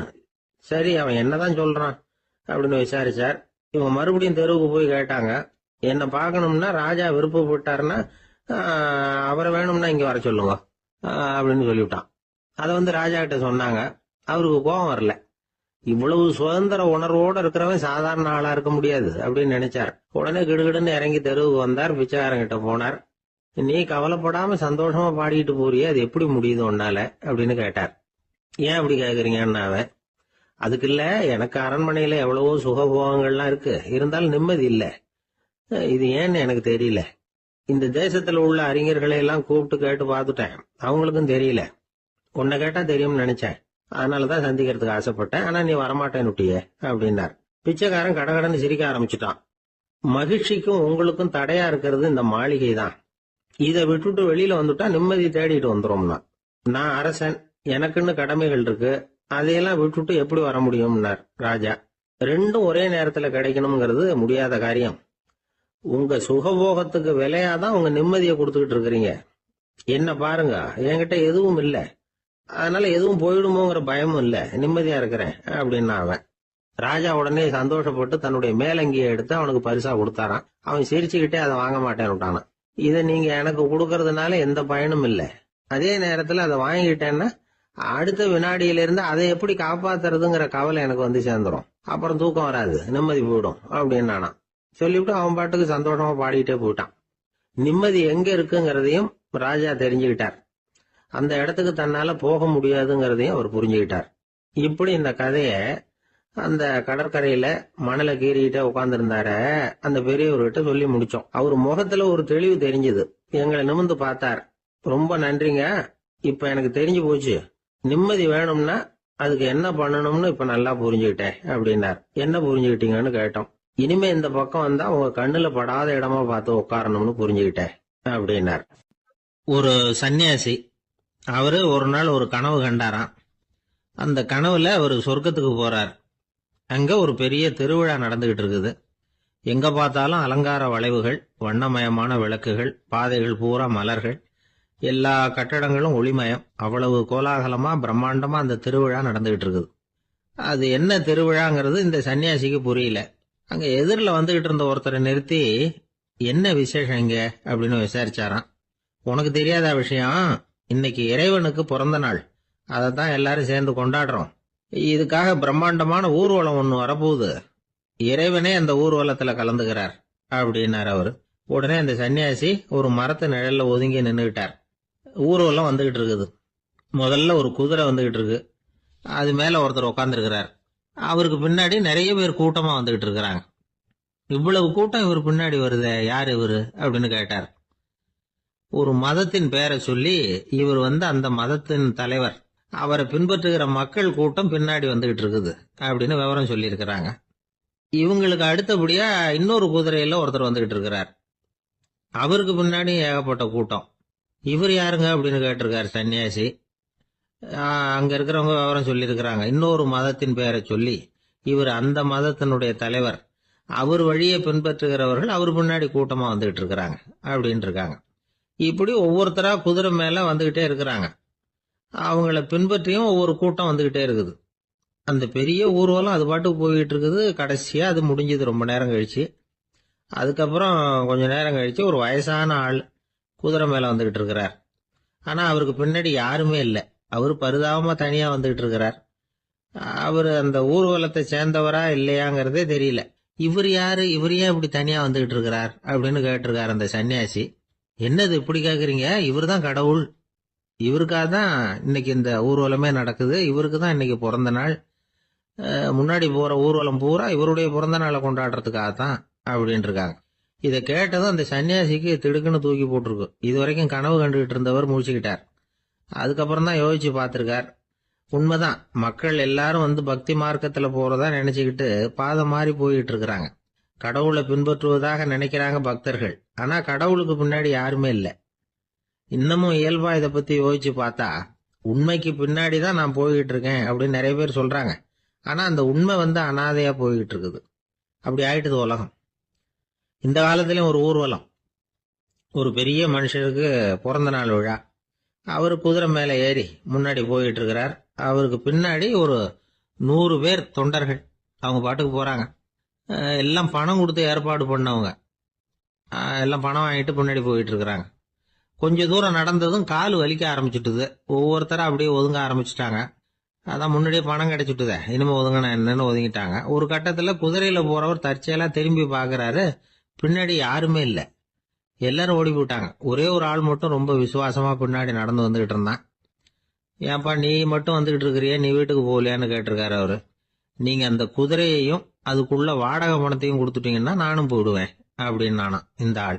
சங்கீத வித்வான்கள்ல பல வகை உண்டு. சில குறிப்பிட்ட ராகங்களை பாடுறதுல அவங்களுக்கு பெருமை வர்றது உண்டு. ஆனா ஒருத்தர் இருந்தார், அவரால் ஒரு ராகத்துக்கே பெருமை வந்தது.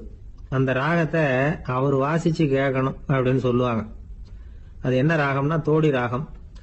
சரி, அந்த வித்வான் யாருன்னா அவர் தான் திருவாவடுதுறை ராஜரத்னம் பிள்ளை. பேராசிரியர் கல்கி ஒரு சமயம் தம்முடைய பத்திரிகையில எழுதினாராம். அதை அப்படியே படிக்கிறேன் கேளுங்களேன். ஆகா, ஸ்ரீ ராஜரத்னம் பிள்ளையின் தோடி ஆலாபனையை முதலில் கேட்டபோது அவருடைய கற்பனையை விட்டு தள்ளுங்கள். நம்முடைய மனதில் என்னென்ன இன்பமயமான கற்பனைகள் எல்லாம் உதித்தன. குழந்தை தாயிடம் கொஞ்சம் குரலை கேட்டோம். அன்னை குழந்தையிடம் கொஞ்சம் குரலை கேட்டோம். ரதியும் மன்மதனும் பேசிக்கொண்ட காதல் மொழிகளை கேட்டோம். முருகன் சிவபெருமான் செவிகுளிர மொழிந்த உபதேசத்தை கேட்டோம். கலைமகள் கவிஞனுக்கு அருளிய ஆசி மொழிகளை கேட்டோம். நாரத முனிவருடைய தம்பூரா சுருதியை கேட்டோம். ராவணன் தன் எலும்பை ஒடித்து வீணையாகச் செய்து வாசித்த கானத்தை கேட்டோம். கானப் பறவைகளின் கலகல ஒலியை கேட்டோம். கோல குயில்களின் குரல் இனிமையை கேட்டோம். இப்படிலாம் பேராசிரியர் கல்கி விமர்சனம் எழுதியிருக்கிறார். திருவாவடுதுறை ராஜரத்னம் பிள்ளை அவர்களுடைய வாசிப்பை கேட்டுட்டு டி.என். ராஜரத்னம் பிள்ளை இறந்து போனார். அப்போ கவிஞர் கண்ணதாசன் எழுதினார், செவியனில் ஓடி எங்கள் சிந்தையில் ஓடி இந்த புவியெல்லாம் ஓடி நின்பார் பொங்கிய தோடி வேறிங்கு எவரிடம் போகும் ஐய இனி அதை காப்பார் யாவர் அவிந்தனின் சடலத்தோடே அவிந்தது தோடிதானும் அப்படின்னு எழுதினாராம். அந்த அளவுக்கு அவருடைய தோடியை ரசித்தவர்கள் உண்டு. அதே மாதிரி தோடின்னா என்னன்னு தெரியாமலே அவரை ரசித்தவங்களும் அந்த காலத்துல உண்டு. அதாவது ஒரு பெரிய சபையில இவர் வாசிச்சுக்கிட்டு இருக்கிறார். பாதியில ஒரு பெரிய மனுஷன் உள்ள வந்தார். அவர் உடம்புல பட்டு வேஷ்டி, ஜருகை, அங்கவஸ்திரம், வாயில வெத்தலை, வாசனை புகையில, காதுல வைரக்கடுக்கன், கழுத்துல தங்க சங்கிலி, கை விரல் பூரா மோதிரம், கையில ஒரு வெள்ளி வெத்தலை புட்டி. உதவிக்கு 2 பேர் பக்கத்துல. இவ்வளவு பந்தாவோட வரார் கச்சேரி கேட்கறதுக்கு.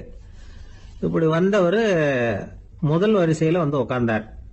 வித்வான் வாசிச்சு முடிச்சதும் இவர் அவரை பார்த்து, ஐயா, நீங்க தோடி வாசிக்கிறதுல ரொம்ப கெட்டிக்காரர்னு கேள்விப்பட்டிருக்கேன், அதை கேட்கறதுக்காக தான் மெனக்கிட்டு வந்திருக்கிறேன், அதை வாசிங்களேன் அப்படின்னாராம் இந்த பெரியவர். ராஜரத்னம் பிள்ளைக்கு ஒன்றும் புரியல. ஏன்னா இதுவரைக்கும் அவர் வாசிச்சுக்கிட்டு இருந்ததே அந்த தோடி ராகத்தை தான். அதை வாசிச்சு முடிச்சதும் அதை வாசிங்களேன்னு இவர் கேட்கிறார். அப்படின்னா இவரோட ஞானம் எப்படிப்பட்டது? இவ்வளவும் கேட்டுட்டு இப்படி கேட்கிறாரே அப்படின்னு அவர் யோசிச்சிருக்கிறார் ராஜரத்னம் பிள்ளை. உடனே என்ன பண்ணாரு தெரியுமா? பக்கத்துல ரொம்ப சாதுவா சுருதி போட்டுக்கிட்டு இருந்த ஒரு முதுகுல ஓங்கி ஒரு குத்து விட்டாராம். அவருக்கு ஒன்றும் புரியல, எதுக்கு நம்மளை அடிக்கிறாரு இவரு, நம்மளை குத்துறாரு வித்வான்னு. அவர் அதிர்ச்சியால இவர் நிமிந்து பார்த்திருக்கார். அப்ப ராஜரத்னம் பிள்ளை சொன்னாராம், ஏய்யா, ஐயா பெரிய மனுஷன், என்னுடைய பரம ரசிகர், தோடி ராகம் கேட்கணுங்கிறதுக்காக இவ்வளவு தூரம் வந்திருக்கிறார், வந்து முத வரிசையில் உட்கார்ந்துருக்கார்.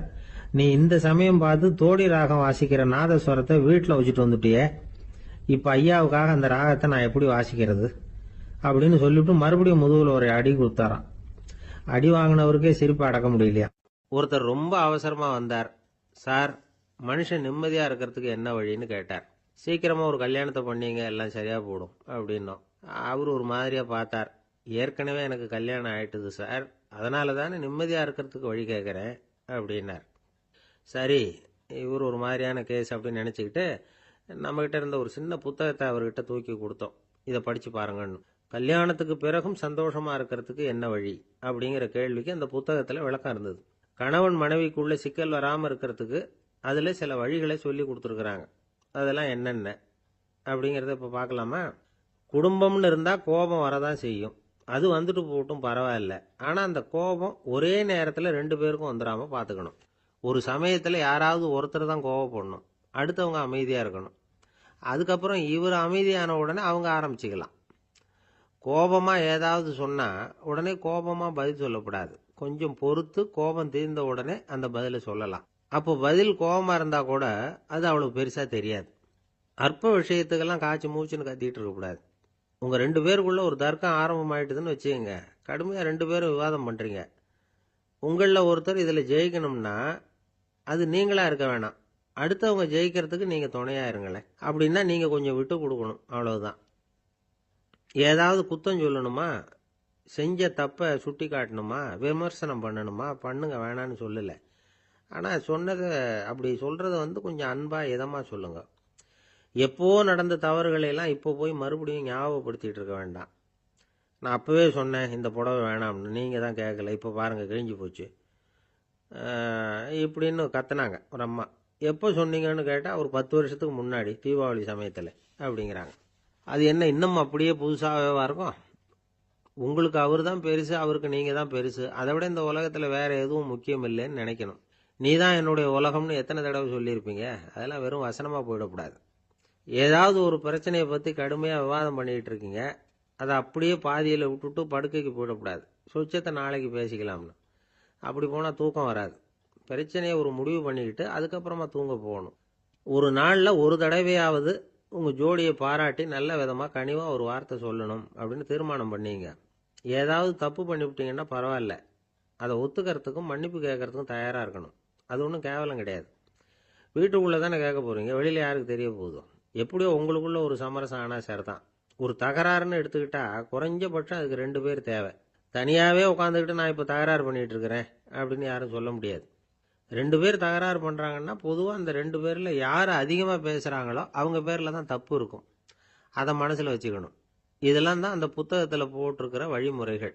இவ்வளவும் சரியா வரலன்னா அப்புறமா சொல்லுங்க, வேற புத்தகம் ஏதாவது இருக்கான்னு தேடுவோம். ஒரு கணவன் தன்னுடைய மனைவியை அழைச்சிட்டு ஒரு மனோதத்துவ டாக்டர் கிட்ட வந்தாராம். டாக்டர், எங்களுக்கு கல்யாணம் ஆகி 30 வருஷ காலமா நாங்க ஒரு விஷயத்துல கூட ஒத்து போனதில்லை அப்படின்னு ஆரம்பிச்சார். உடனே அந்த அம்மா குறுக்கிட்டு, அது 30 வருஷம் இல்ல 32 வருஷம் அப்படின்னாங்களாம். கணவன் மனைவி அன்பா இருக்கணும், ஒருத்தர் ஒருத்தர் நல்லா புரிஞ்சுக்கணும், விட்டு கொடுக்குற மனப்பான்மை வேணும். அதுதான் ஒரு நல்ல குடும்பம்.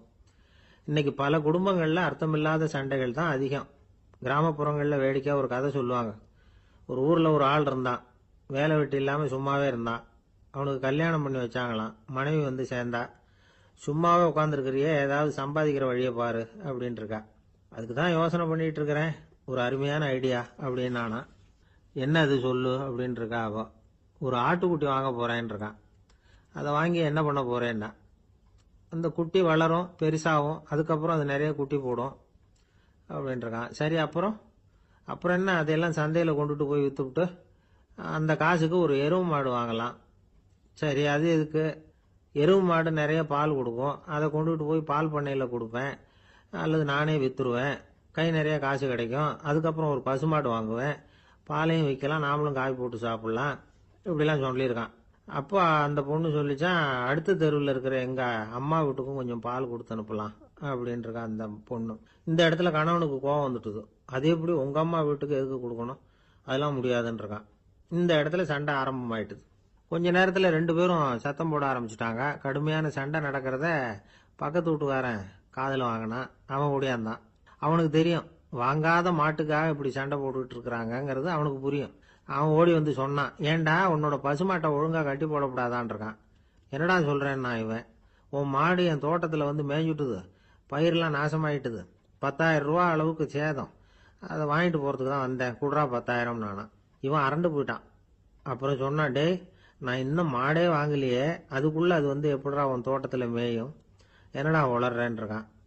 நீ தாண்டா இப்போ உளறிக்கிட்டு இருக்க, மாடே வாங்கலை, அதுக்குள்ளே எப்படிடா வந்து உன்னுடைய மனைவி அவங்க அம்மா வீட்டுக்கு பால் கொடுத்து அனுப்ப முடியும் அப்படின்னு அவன் கேட்டானா. நம்மளுக்கு இப்போ தான் புத்தி வந்துதான். அர்த்தமே இல்லாத சண்டை போட்டுக்கிட்டு இருக்கிறோம் அப்படிங்கிறத அவன் புரிஞ்சுக்கிட்டானான். இது நம்ம முன்னோர்கள் சொல்லியிருக்கிற ஒரு கதை. சண்டையில் தான் அர்த்தம் இல்லையே தவிர கதையில் அர்த்தம் உண்டு. அதாவது இல்லாத விஷயங்களுக்காக சண்டை போட்டுக்கிட்டு இல்லறத்தை வீணாக்கிக்கிட்டு இருக்கிற மனிதர்கள் இன்றைக்கு நிறைய பேர் இருக்கிறாங்க. ஒருத்தன் தன்னுடைய மனைவியை பற்றி மாமனார்கிட்ட புகார் சொன்னானா, மாமா உங்கள் பொண்ணு அர்த்தமில்லாத சண்டை போடுறா, எதுக்கு எடுத்தாலும் எடுத்தெறிஞ்சு பேசுறா அப்படின்ட்டு இருக்கான். நீ எப்படி மாப்பிள்ளை அதை சமாளிக்கிற அப்படின்னு கேட்டிருக்காரு அவரு. அவ எடுத்தெறியறது என் மேலே படாமல் ஒதுங்கி நின்னுக்கிறேன் அப்படின்னு நானா. காதுங்கிறது எப்பவும் திறந்தே இருக்கக்கூடிய ஒன்று தானே. சில பேர் பேசிக்கிட்டே இருப்பாங்க, நாமும் கேட்டுக்கிட்டே தான் இருப்போம். அவர் என்ன சொன்னாரு திருப்பி சொல்லு அப்படின்னு சொன்னா சொல்ல தெரியாது. காது சரியா கேட்டாலும் நாம பேசுறத மற்றவங்க சரியா கேட்கறாங்களா அப்படிங்கிறது சந்தேகம்தான். இந்த சந்தர்ப்பத்தில் ஒரு உண்மையை நாம புரிஞ்சுக்கணும். அதாவது என்னன்னா, கேட்பதுங்கிறது வேற, கவனிக்கிறதுங்கிறது வேற. அதாவது கேட்கறதுன்னா அது ஹியரிங், கவனிக்கிறது அப்படின்னா அது லிசனிங். கேட்கறதுங்கிறது தன்னிச்சையா நடக்கக்கூடிய ஒரு செயல். இப்போ ஒரு சாலையில நடந்து போயிட்டு இருக்கிறோம், எவ்வளவோ சத்தம் நம்ம காதில் வந்து விழுந்துகிட்டு இருக்கு. கார் போற சத்தம் கேட்குது, பறவை ஒரு மரத்துல இருந்து கத்துது, அந்த சத்தம் கேட்குது, இப்படி நிறைய வந்து காதில் விழுந்துகிட்டு இருக்கு. ஆனா கவனிக்கிறதுங்கிறது எப்படின்னா, நம்ம முழு மனசை செலுத்தி உன்னிப்பா கேட்கறது. எத்தனையோ சத்தத்துக்கு நடுவில் தன்னுடைய குழந்தை அழற சத்தத்தை தாய் தெரிஞ்சுக்க முடியுது இல்லையா, அது மாதிரி. விவரம் தெரிஞ்சவங்கலாம் என்ன சொல்றாங்கன்னா, கவனித்தல் அதாவது லிசனிங் அப்படிங்கிற செயல்ல 3 அம்சங்கள் இருக்கிறதாக சொல்றாங்க. அது என்ன 3 அம்சங்கள் அப்படின்னா, முதல்ல காதால கேட்கறது, இது முதல் அம்சம். 2வது என்னன்னா கேட்டதை புரிஞ்சுக்கிறது. 3வது என்னன்னா என்ன புரிஞ்சுக்கிட்டோங்கிறத தெரிவிக்கிறது, ஃபீட்பேக் அப்படின்னு சொல்ற மாதிரி. ஒரு ஆசிரியர் வகுப்புல பாடம் நடத்திக்கிட்டு இருக்கிறார். வெறுமனே கேட்கிற குழந்தை ஒரு காதால வாங்கி இன்னொரு காதால விட்டுடும். அதாவது கேட்கிற குழந்தை அப்படி செய்யும். ஆனா கவனிக்கிற குழந்தை கேட்டதை புரிஞ்சுக்கும். என்ன புரிஞ்சுக்கிட்டேன்னு கேட்டா பதில் சொல்லும். இதுதான் கேட்கறதுக்கும் கவனிக்கிறதுக்கும் உள்ள வித்தியாசம். ஒரு புள்ளி விவர கணக்கு என்ன சொல்லுது தெரியுமா? ஒரு மனிதன் எழுதுறது மூலமா 6% அறிவை பெருக்கிக்கிறானா, எழுதுறது மூலமா. படிக்கிறது மூலமா 19% அறிவை பெருக்கிக்கிறானா. பேசுறது மூலமா 30% அறிவை பெருக்கிக் கொள்ளுகிறான் அப்படின்னு சொல்றாங்க. ஆனா பாருங்க, கவனிக்கிறது மூலமா 45% அறிவை பெருக்கிக் கொள்ளுகிறான் அப்படிங்கிறது புள்ளி விவரம். அதனால வந்து கற்றலின் கேட்டல் நன்று அப்படின்னு சொல்றாங்க இல்லையா, அது இதுதான். அதனால கவனிக்கிறது மூலமா அதிக அறிவை நாம வந்து பெருக்கிக் கொள்ள முடியும். கேள்வி ஞானம் தான் ரொம்ப சிறந்தது அப்படிங்கிறார் வள்ளுவர். அதாவது கவனிச்சு கேட்கணும், அதுதான் முக்கியம். மற்றவங்க சொல்றத நல்லா கவனிக்க முடியாதபடிக்கு நாமே சில தடைகளை ஏற்படுத்திக்கிறோம். அல்லது நம்ம அறியாமலே அப்படி ஒரு தடை உண்டாயிடுது. அந்த தடைகளை தாண்டணும் அல்லது தகர்த்து எறியணும் அப்படிங்கிறது பெரியவர்கள் சொல்லுகிற யோசனை. அது என்ன தடைகள் அப்படின்னா, நமக்கு தெரியாத இவர் என்ன சொல்லிட போறார் அப்படிங்கிற நினைப்பு, இது ஒரு தடை. சொல்லி முடிக்கிறதுக்கு முன்னாடியே குறுக்க பேசுறது, மனசு அங்கேயும் இங்கேயும் அலையிறது, இதெல்லாம் தான் தடைகள். ஆசிரியர் பாடம் நடத்துறார் அப்படின்னா மாணவர்கள் அக்கறையா கவனிக்கணும். அப்பதான் பரீட்சையில பாஸ் ஆக முடியும். வீட்டுக்குள்ள கணவன் சொல்றத மனைவி கவனிச்சு கேட்கணும், மனைவி சொல்றத கணவன் கவனிச்சு கேட்கணும், இல்லைன்னா குழப்பமாயிடும்.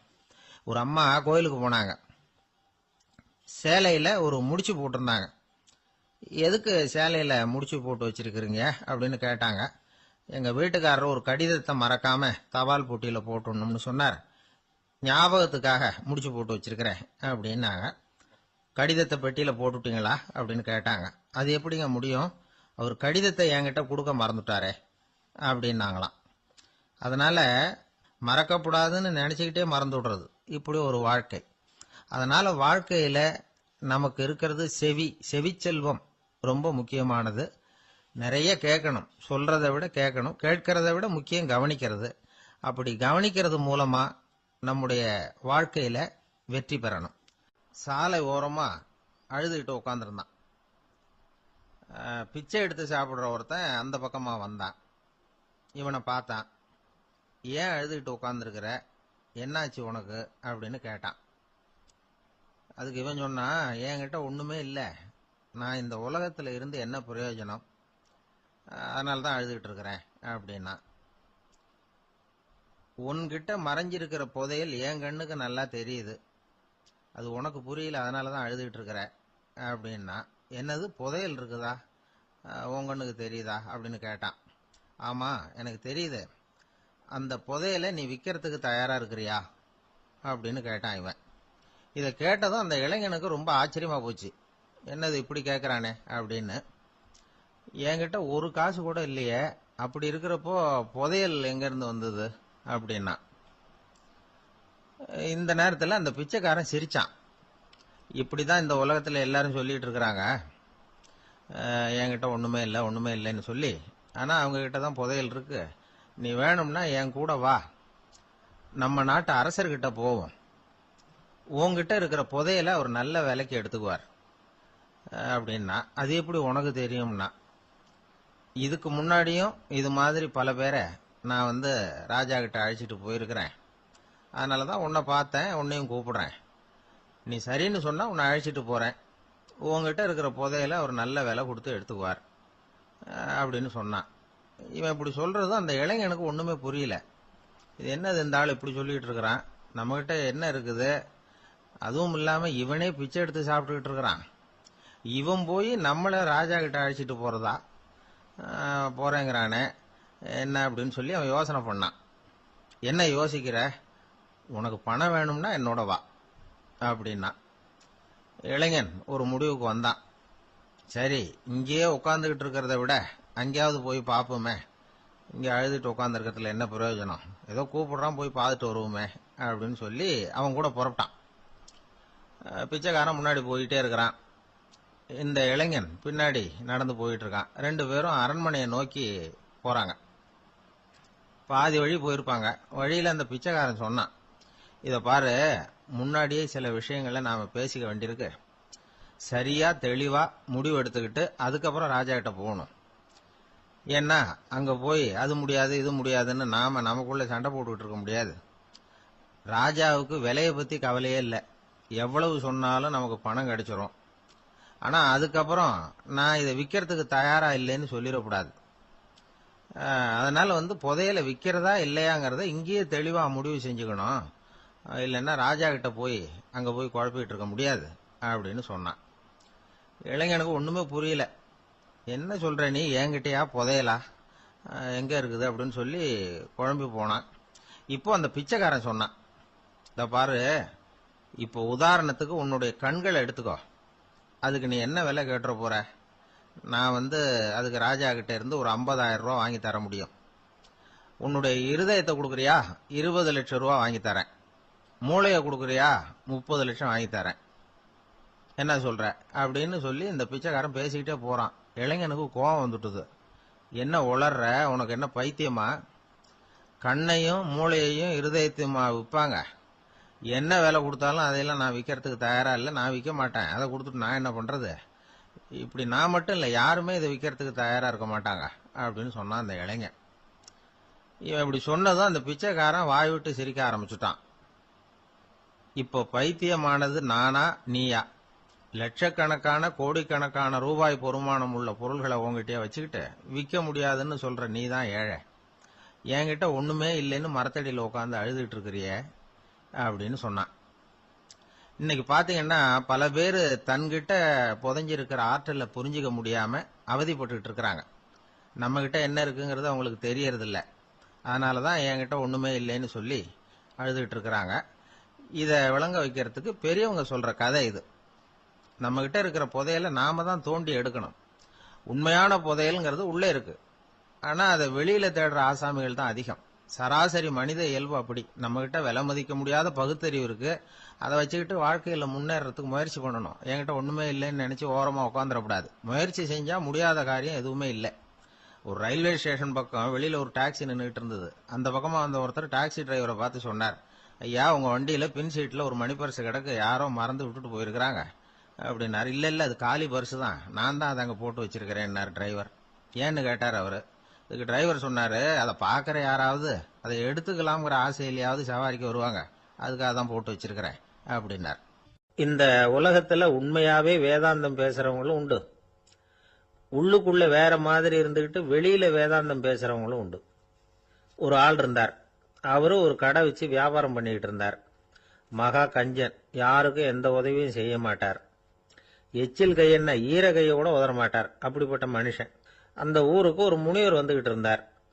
வருஷத்துக்கு ஒரு தடவை வருவார். ஒரு நாள் 2 நாள் இருப்பார், அப்புறம் போயிடுவார். அந்த முனிவர் வர்றப்போலாம் இந்த ஆள் எழுந்திருச்சு ஓடி போய் அவரை வரவேற்பான். ரொம்ப பெரிய வேதாந்தி மாதிரி அவர்கிட்ட பேசிக்கிட்டு இருப்பான். காயமே இது பொய், வெறும் காற்றடைத்த பையும்மா, தர்மம் தலைகாக்கும்மா. பணம் என்ன சார் பணம், இன்னைக்கு ஒருத்தன் கையில இருக்கும், நாளைக்கு ஒருத்தன் கையில இருக்கும், எல்லாம் மாயம். எனக்கு தான் இன்னமும் இந்த சம்சார பந்தத்திலிருந்து விடுபடுறதுக்கு நேரம் வரலேம்பா. அந்த முனிவரும் இந்த ஆள் இப்படி சொல்றதை கேட்ட உடனே, ஏப்பா அப்படி சொல்ற, இப்ப கூட நீ சரின்னு சொல்லு, உனக்கு தீட்சை கொடுத்து இதுல இருந்து விடுபடுற ஞானத்தை போதிக்கிறேன் பார். உடனே அந்த ஆள் என்ன சொல்லுவான் தெரியுமா? ஐயோ சாமி, இப்போ அது எப்படிங்க முடியும்? பிள்ளைங்கள்லாம் சின்ன சிறுசுங்க, அதுகளுக்கெல்லாம் ஒரு கல்யாணம் காட்சின்னு செஞ்சு கடமையை முடிச்சுட்டா நீங்க சொல்றபடி செஞ்சு விடலாமா. சரி, இன்னும் முனிவர் போயிடுவார். அடுத்த வருஷம் வருவார். இவன் வழக்கம் போல வேதாந்தம் பேசுவான். சரி தீட்சை கொடுக்குறேன் வா அம்பார். பேரம் பேத்திய பார்க்கணும், கோர்ட்ல கேஸ் ஒன்று இருக்கு, அது முடியணும் அப்படின்னு தயங்க ஆரம்பிச்சிருவான். எல்லாம் சொல்லுவான், ஆனா குடிக்கிறதுக்கு தண்ணி கூட கொடுக்க மாட்டான். ரொம்ப வருஷம் கழிச்சு மறுபடியும் ஒரு நாள் அந்த ஊருக்கு முனிவர் வந்தார். இவன் கடைக்கும் வந்தார். அப்புறம் அங்க கல்லாவில் நம்ம ஆள் இல்லை, அவன் புள்ள தான் உட்காந்துருக்கிறான். அப்பாவை போலவே புள்ளையும் எழுந்திரிச்சு ஓடியாந்து முனிவரை வரவேற்றான். அப்பா எங்கன்னு விசாரிச்சாரு முனிவர். ஐயோ அதை ஏன் கேக்குறீங்க சாமி, உங்ககிட்ட தீட்சை வாங்கி இந்த சம்சார பந்தத்திலிருந்து விடுதலை பெறணும்னு சொல்லிக்கிட்டே இருப்பார், அது நிறைவேறாமலே போய் சேர்ந்துட்டார். போன மாசம் ஒரு நாள் திடீர்னு நெஞ்சு வலிக்குதுன்னாரு, அவ்வளவுதான் போட்டுன்னு போயிட்டார் அப்படின்னு புலம்புனான் பையன். இதை கேட்டதும் முனிவர் சிரிச்சாரான். அவன் எங்கடா போவான், உன் அப்பா எங்கேயும் போகல, இதோ வாழை ஆட்டிக்கிட்டு உன் காலடியிலே இருந்துகிட்டு இருக்கான் பார் அப்படின்னு சொல்லி அங்க நின்றுகிட்டு இருந்த ஒரு நாயை சுட்டி காட்டினாராம். என்ன சாமி சொல்றீங்க அப்படின்னு ஆச்சரியமா கேட்டிருக்கான் பையன். உடனே முனிவர் அந்த நாயோட தலையில ஒரு தட்டு தட்டி பேசுறா அப்படின்னாராம். உடனே அந்த நாய் வேதாந்தம் பேச ஆரம்பிச்சுட்டுதான்.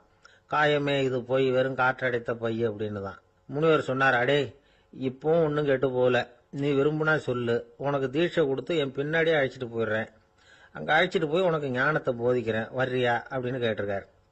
உடனே அந்த நாய் சொல்லிச்சான், ஐயோ அதை ஏன் கேக்குறீங்க சாமி, நான் உண்ணாம தின்னாம ஏராளமான சொத்து சேர்த்து வச்சுட்டேன். என் பிள்ளைங்க அதோட பெருமை தெரியாம ராத்திரி நேரம்லாம் கதவை திறந்து போட்டுட்டு தூங்கிடுவாங்க.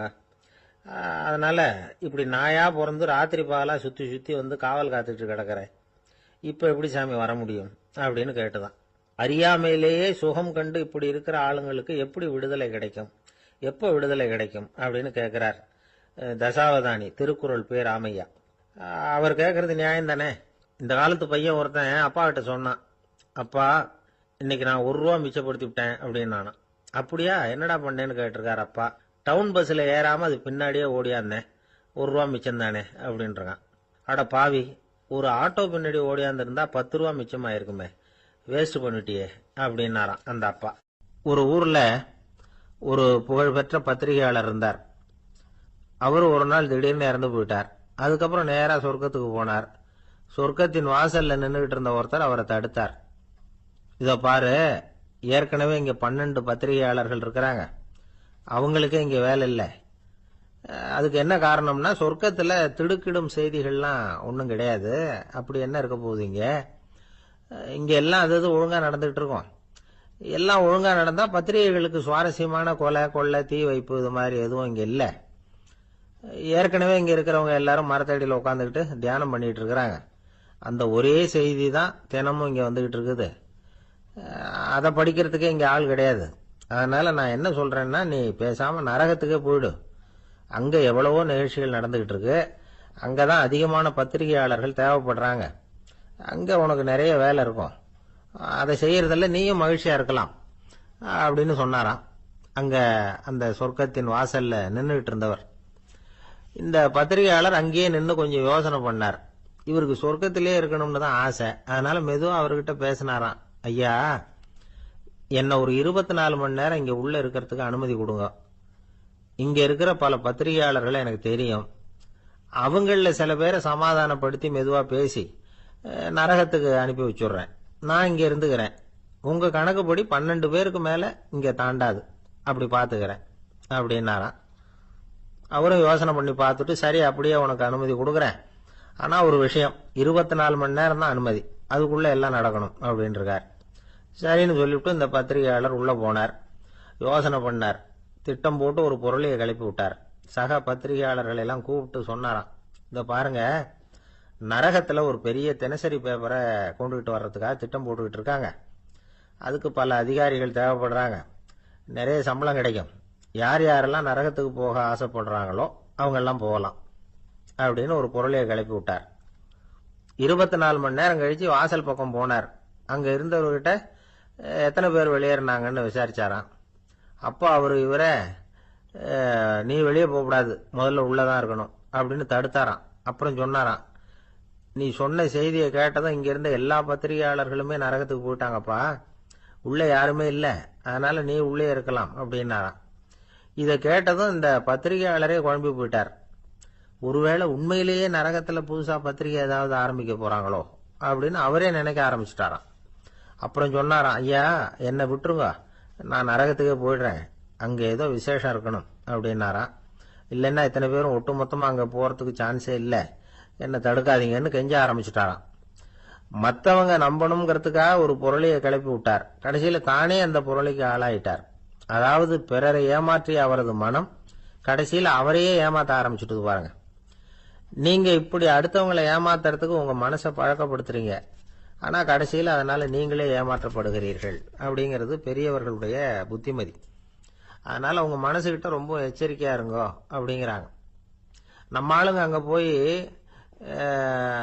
என்ன சொல்லுவாங்கன்னா, இத பாரு அங்க போவாத இங்க போவாதன்னு பயமுறுத்துறது உண்டு. சில பேர் அங்க பேய் இருக்குது, பிசாசு இருக்கு அப்படின்னு பொருளையை கிளப்பி விடுறது உண்டு.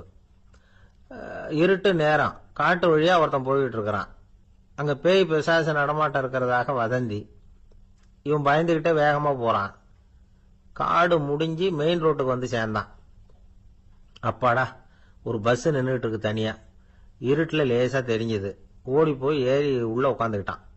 பயந்துகிட்டே போனவன் அப்புறம் தான் தெரியுது உள்ள யாருமே இல்லை, டிரைவரும் இல்லை, கண்டக்டரும் இல்லை, வேற யாரும் இல்லை.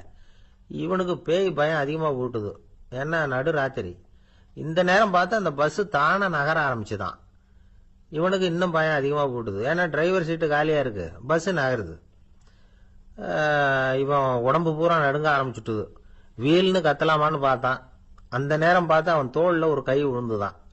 திடுக்கிட்டு திரும்பி பார்த்திருக்கிறான். அங்க டிரைவர் நிக்கிறார். அவரு சொன்னாராம், ஏன்பா ஏற்கனவே பஸ் பிரேக் டவுன், நாங்கெல்லாம் பின்னாடி இறங்கி நின்று தள்ளிட்டு இருக்கிறோம், நீ மட்டும் ஜாலியா ஏறி உக்காந்துக்கிட்டியா, இறங்கி வந்து தள்ளப்பா அப்படின்னாராம். அவர் ஒரு பெரிய குடும்பத்துல பிறந்தவர். இருக்கிற சொத்துக்கள் எல்லாத்தையும் வாரி வழங்கிவிட்டு காட்டுக்கு புறப்பட்டார் தவம் செய்யறதுக்காக. இருந்தது பூராவும் கொடுத்துட்டார். இனிமே எதுவுமே இல்லை கொடுக்கறதுக்கு.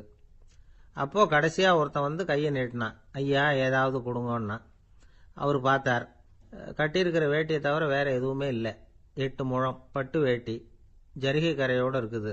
கடைசியாக அதை தான் எடுத்து கட்டிக்கிட்டு அவர் புறப்பட்டுக்கிட்டு இருக்கிறார். அவர் பார்த்தாரு, எதிரில் அவன் பரிதாபமாக நின்றுட்டு இருக்கிறான்.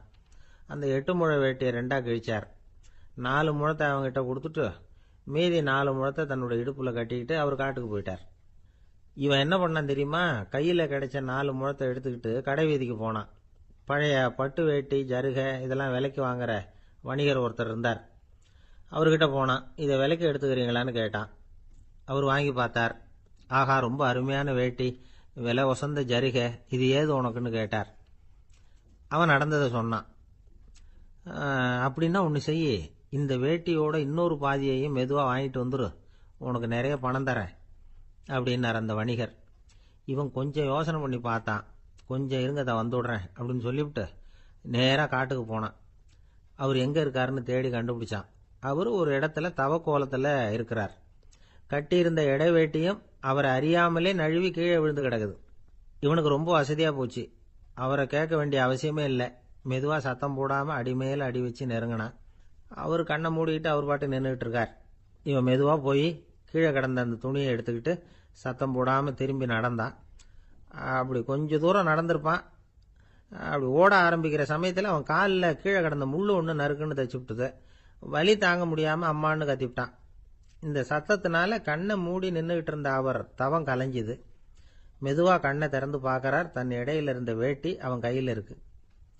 இப்போ அவர் நினைக்கிறாராம், இந்த வேட்டி மேலே நான் வச்ச ஆசை அல்லவா அவனை வந்து திருடன் ஆக்கிவிட்டுது அப்படின்னு நினைச்சாராம். இது எப்பேற்பட்ட மனநிலைங்கிறத கொஞ்சம் யோசிச்சு பாருங்க. தான் ஒரு பொருள் மேலே வைத்த பற்று இன்னொரு மனிதன் திருடனா ஆகிறதுக்கு காரணமாக ஆயிட்டுதே அப்படின்னு நினைக்கிறார். அப்படி நினைச்ச அவர் யார் தெரியுமா? அவர் தான் மகாவீரர். இழந்துட்டேங்கிறியே, நீ என்னத்தை கொண்டு வந்த இங்கே இழக்கிறதுக்கு? நீ என்னத்தை உண்டாக்குன இது அழிஞ்சுட்டுதுன்னு சொல்றதுக்கு? இது அவருடைய சிந்தனை. இன்னைக்கு நம்ம சிந்தனையெல்லாம் வேற மாதிரி இருக்குது. ஒருத்தன் நடுத்தெருவில் உட்காந்து அழுதுகிட்டு இருந்தான். அந்த வழியா வந்தவர் கேட்டார், ஏன்ப்பா அழற அப்படின்னு கேட்டார். 5 ரூபா சார், இந்த இடத்துல விழுந்துட்டுது, ரொம்ப நேரமாக தேடுறேன், கிடைக்காது போல இருக்கு அப்படின்னா. எப்போ தொலைஞ்சுது அப்படின்னு கேட்டார். அது எனக்கு தெரியாது சார், பணத்தை தொலைச்சவன் தேடி பார்த்துட்டு போயிட்டான், நான் அவனுக்கு பின்னாடி தேட வந்தவன் அப்படின்னு சொல்லிவிட்டு மறுபடியும் தேட ஆரம்பிச்சாங்க. ஒரு ஊரில் ஒரு ஆள் இருந்தான். அவனுக்கு ஒரே ஒரு மகள். அவளை நல்ல இடத்துல கட்டி கொடுக்கணும்னு ஆசைப்பட்டான். அதுக்காக மாப்பிள்ளை தேடிக்கிட்டு இருந்தான். அவன் கொஞ்சம் வசதியான ஆள், அதனால் நிறைய பேர் வந்தாங்க. இருந்தாலும் ஒரு நல்ல குணமுள்ள மாப்பிள்ளையாக இருக்கணும் அவன் எதிர்பார்த்தான். அப்படி இருக்கணும்னு தொடர்ந்து முயற்சி பண்ணான். கடைசியாக ஒரு 3 பேர் கிடைச்சாங்க. அந்த 3 பேரில் யாரை தேர்ந்தெடுக்கிறது, இதுதான் அவனுக்கு வந்த குழப்பம். இந்த நிலைமையில் ஒரு பெரியவரை தேடி போனான். அவர்கிட்ட தன்னுடைய பிரச்சனையை சொன்னான். அவர் கொஞ்சம் யோசனை பண்ணார். அதுக்கப்புறம் 3 பேரையும் கூப்பிட்டார். இதோ பாருங்கப்பா, உங்கள் 3 பேருக்கும் 3 மாத கால அவகாசம் தர்றேன். நீங்கள் இப்போ போகலாம். 3 மாதம் கழித்து திரும்பி வரலாம். அப்படி வரும்பொழுது இந்த 3 மாத காலத்தில் நீங்கள் செஞ்ச நல்ல காரியம் ஏதாவது ஒன்று சொல்லணும். அதை வச்சு உங்களில் ஒருத்தரை நாங்கள் வந்து தேர்ந்தெடுத்துக்கிறோம் அப்படின்னு சொன்னாராம். 3 பேரும் சரின்னு சொல்லிவிட்டு திரும்பி போயிட்டாங்க. 3 மாதம் ஆச்சு. அதுக்கப்புறம் ஒரு நாள் திரும்பி வந்தாங்க. அவர் அவங்கள கூப்பிட்டு உட்கார வச்சார். அப்புறம் கேட்டார், இப்போ சொல்லுங்க, இந்த 3 மாத காலத்தில் நீங்கள் செஞ்சிருக்கிற ஏதாவது ஒரு நல்ல காரியத்தை சொல்லுங்க அப்படின்னார். முதல்ல ஒருத்தன் எழுந்திருச்சு நின்னான். ஐயா, எங்கள் அப்பா இறந்த பிறகு அவரோட கணக்கு வழக்குகளை எடுத்து பார்த்துக்கிட்டு இருந்தேன். அவர் ஒரு வியாபாரிகிட்ட 10,000 ரூபா கடன் வாங்கி இருக்கிறதாக எழுதியிருந்தார். அந்த வியாபாரியும் இப்போ உயிரோட இல்லை. இருந்தாலும் அந்த வியாபாரியோட மகனை தேடி கண்டுபிடிச்சேன். கணக்கு புத்தகத்தை காட்டினேன். எங்கள் அப்பா உங்கள் அப்பா கிட்ட 10,000 ரூபா கடன் வாங்கி இருக்கிறதாக இதை எழுதியிருக்கிறார். அதனால் அதை திருப்பி கொடுக்கறதுக்காக வந்திருக்கிறேன், இந்தாங்க அந்த பணம் அப்படின்னு சொல்லி கொடுத்துட்டு வந்துட்டேன் அப்படின்னு நானும். இதை பெரியவர் கவனமாக கேட்டுக்கிட்டார். அதுக்கப்புறம் 2வது இளைஞன் எழுந்திருச்சான். ஐயா, நான் போன மாதம் ஒரு நாள் ராத்திரி வேளையில் ஒரு காட்டுப்பாதை வழியாக எங்கள் ஊருக்கு போய்கிட்டு இருந்தேன். அந்த சமயத்தில் அந்த வழியாக வந்துக்கிட்டு இருந்த ஒரு வழிப்போக்கர்கிட்ட 4-5 திருடர்கள் வம்பு வளர்த்து அவர்கிட்ட இருந்த பொருளை எல்லாம் கொள்ளையடிச்சிக்கிட்டு இருந்தாங்க. நான் உடனே ஒரு குச்சியை எடுத்துகிட்டு ஓடினேன். அந்த திருடர்களை அடித்து விரட்டினேன். பொருளை எல்லாம் மீட்டு அந்த வழிப்போக்கர்கிட்ட ஒப்படைச்சேன். அவரை பத்திரமா அழைச்சிட்டு போய் அவர் வீட்டில் விட்டுட்டு வந்தேன் அப்படின்னு நானும். இதையும் பெரியவர் கவனமாக கேட்டுக்கிட்டார். அடுத்தபடியாக 3வது இளைஞன் எழுந்திருச்சான். ஐயா, போன மாதம் ஒரு நாள் நான் ஒரு மலைப்பாதை வழியாக போய்கிட்டு இருந்தேன். மலைப்பாதை விளிம்பில் ஒரு மதகு கட்டை, அது மேலே ஒரு ஆள் படுத்து தூங்கிட்டு இருந்தான். அந்த பக்கம் தவறி உருண்டு விழுந்திருந்தான்னா அதில் பாதாளம். அது மலையடி வாரத்தில் போய் தான் விழணும், அவ்வளவு பள்ளம். அது தெரியாமல் அவன் பாட்டுக்கு தூங்கிட்டு இருந்தான். நான் உடனே அவன்கிட்ட ஓடி போய் குனிஞ்சு அவன் முகத்தை பார்த்தேன். அப்போ தான் புரிஞ்சுது, அவன் ஏற்கனவே எனக்கு தெரியும். அவனை எனக்கு நிறைய கெடுதல் பண்ணியிருக்கிறான், இடைஞ்சல் கொடுத்தவன். இருந்தாலும் ஐயோ பாவம்னு நினச்சி அவனை எழுப்பி பாதுகாப்பாக வேற ஒரு இடத்துல படுக்க வச்சுட்டு வந்தேன் அப்படின்னு நானா. பெரியவர் இதையும் கேட்டுக்கிட்டார். அதுக்கப்புறம் அவங்க 3 பேரையும் பார்த்து, நீங்கள் போகலாம், நாங்கள் யோசித்து முடிவு பண்ணி உங்களுக்கு சொல்லி அனுப்புகிறோம் அப்படின்னாராம். அந்த இளைஞர்கள் புறப்பட்டு போயிட்டாங்க. அதுக்கப்புறம் அந்த பெண்ணோட அப்பாவை பார்த்து சொன்னார், இந்த 3 பேருமே நல்ல பிள்ளைங்க தான், அதில் ஒன்றும் சந்தேகம் இல்லை. இருந்தாலும் இந்த 3 பேர் செஞ்ச செயல்களையும் ஒப்பிட்டு பார்க்க வேண்டியிருக்கு. முதல் இளைஞன் நேர்மைக்கு எடுத்துக்காட்டாக விளங்குறான். இந்த காலத்தில் இது மாதிரி இளைஞர்களை பார்க்கறது ரொம்ப கஷ்டம்தான். இருந்தாலும் அவன் கடமையை தான் செஞ்சான். 2வது இளைஞன் நல்ல வீரன், தைரியசாலி. ஒரு வீரன் எதை செய்யணுமோ அதைத்தான் இவன் செஞ்சான். இவன் ஒரு லட்சிய மனிதன். 3வது இளைஞன் தன்னுடைய பகைவனுக்கே உதவி செஞ்சிருக்கான். அவன் உயிரை காப்பாற்றியிருக்கிறான். பகைவனுக்கு அருள்வதுங்கிறது ஒரு சாதாரண மனுஷனால செய்யக்கூடிய காரியம் இல்லை. பகையை மறக்கிறதும் பகைவனுக்கு அருள்வதும் தெய்வீக பண்புகள். அதனால் இவனையே உன்னுடைய மகளுக்கு ஏற்ற மாப்பிள்ளையா தேர்ந்தெடுக்கலாம் அப்படின்னு சொன்னாங்களாம். ஒரு நல்ல நாளில் அவங்களுக்கு திருமணம் நல்ல விதமாக நடந்து முடிஞ்சுதான். இது சுவாமி சின்மயானந்தர் சொல்லியிருக்கிற ஒரு கதை. இதிலிருந்து நாம் புரிந்து கொள்ள வேண்டிய ஒரு கருத்து, நமக்கு கெடுதல் பண்ணவங்களுக்கும் நாம் நல்லது செய்யணும். ஆனால் நடைமுறையில் அப்படி நம்மளால் செய்ய முடியறதில்ல. அதுதான் சிக்கல். நம்மால் ஒருத்தங்கிட்ட கேட்டேன், ஏண்டா உன்னுடைய பகைவன் ஒருத்தன் அது மாதிரி ஒரு மலைப்பாதை மதகு கட்டையில் படுத்திருந்தா உடனே நீ என்ன நினைப்ப அப்படின்னு கேட்டோம். இது ஒரு அருமையான சந்தர்ப்பம்னு நினைப்பேன் அப்படின்னா. எதுக்குன்னு கேட்டோம். அவனை அந்த பக்கமாக உருட்டி கீழே தள்ளுறதுக்கு அப்படின்னா. ஒரு ஆள் இருந்தான், நிறைய பணம் சம்பாதிச்சான். ஆனால் செலவு பண்ண மனசு வரல, கருமி. அவன் என்ன பண்ணா, சேர்த்த பணம் பூராவையும் ஒரு மரத்தடியில் புதைச்சி வச்சிருந்தான். வாரத்துக்கு ஒரு தடவை அந்த மரத்தடிக்கு வருவான். புதைச்ச இடத்த ஆவலோடு பார்த்துக்கிட்டு இருப்பான். அதுக்கப்புறம் போயிடுவான். அவ்வளவுதான். ஒரு நாள் ஒரு திருடன் வந்தான். இவன் புதைச்சி வச்சிருந்ததெல்லாம் எடுத்துகிட்டு போட்டான். இது தெரிஞ்சு போச்சு. அந்த கருமி புலம்ப ஆரம்பிச்சிட்டான். இவன் புலம்பலை கேட்டதும் அக்கம் பக்கத்தில் இருந்தவங்கெல்லாம் ஓடி வந்தாங்க. என்ன விஷயம்னு விசாரிச்சாங்க. இவன் சொன்னான். ஒரு பெரியவர் கேட்டார், ஏப்பா வாரம் இந்த இடத்த பார்க்கறதாக சொன்னியே, எப்போவாவது இதில் இருக்கிற பணத்தை எடுத்து செலவு பண்ணியிருக்கியா அப்படின்னு கேட்டார். நான் அப்பப்போ அதை பார்க்கறது தான் வழக்கம், அதை தொட்டதே இல்லைன்னு அவன். சரி, அப்படின்னா இப்போவும் நீ அதே மாதிரி வாரம் ஒரு தடவை இந்த இடத்த பார்த்துட்டு போகலாமே அப்படின்னாராம் அந்த பெரியவர். அதுவும் சரிதானே, எவ்வளவு காலமானாலும் அவன் அந்த பணத்தை எடுத்து செலவு பண்ண போறதில்ல. அப்படி இருக்கிறப்ப உள்ளே பணம் இருந்தாலும் ஒன்று தான், இல்லாமல் போனாலும் ஒன்று தான். இதிலிருந்து என்ன புரியுதுன்னா, ஒருத்தர்கிட்ட இருக்கிற பணத்தை கொண்டு அவர் பணக்காரரா ஏழையா அப்படின்னு முடிவு செய்கிறது சரியில்லை. அந்த செல்வத்தை அனுபவிக்கிற திறன், பயன்படுத்துகிற திறன், அதை வச்சு தான் அவர் ஏழையா பணக்காரரா அப்படிங்கிறத நிர்ணயம் பண்ணணும். அதுதான் சரி. செலவு பண்ண தெரியாதவன் சேகரம் பண்ணிகிட்டே இருக்கிறதுனால என்ன பிரயோஜனம்? தலைமுடியே இல்லாதவன் தாராளமாக சீப்புகளை வாங்கி சேகரம் பண்ணுறது மாதிரி தானே இது.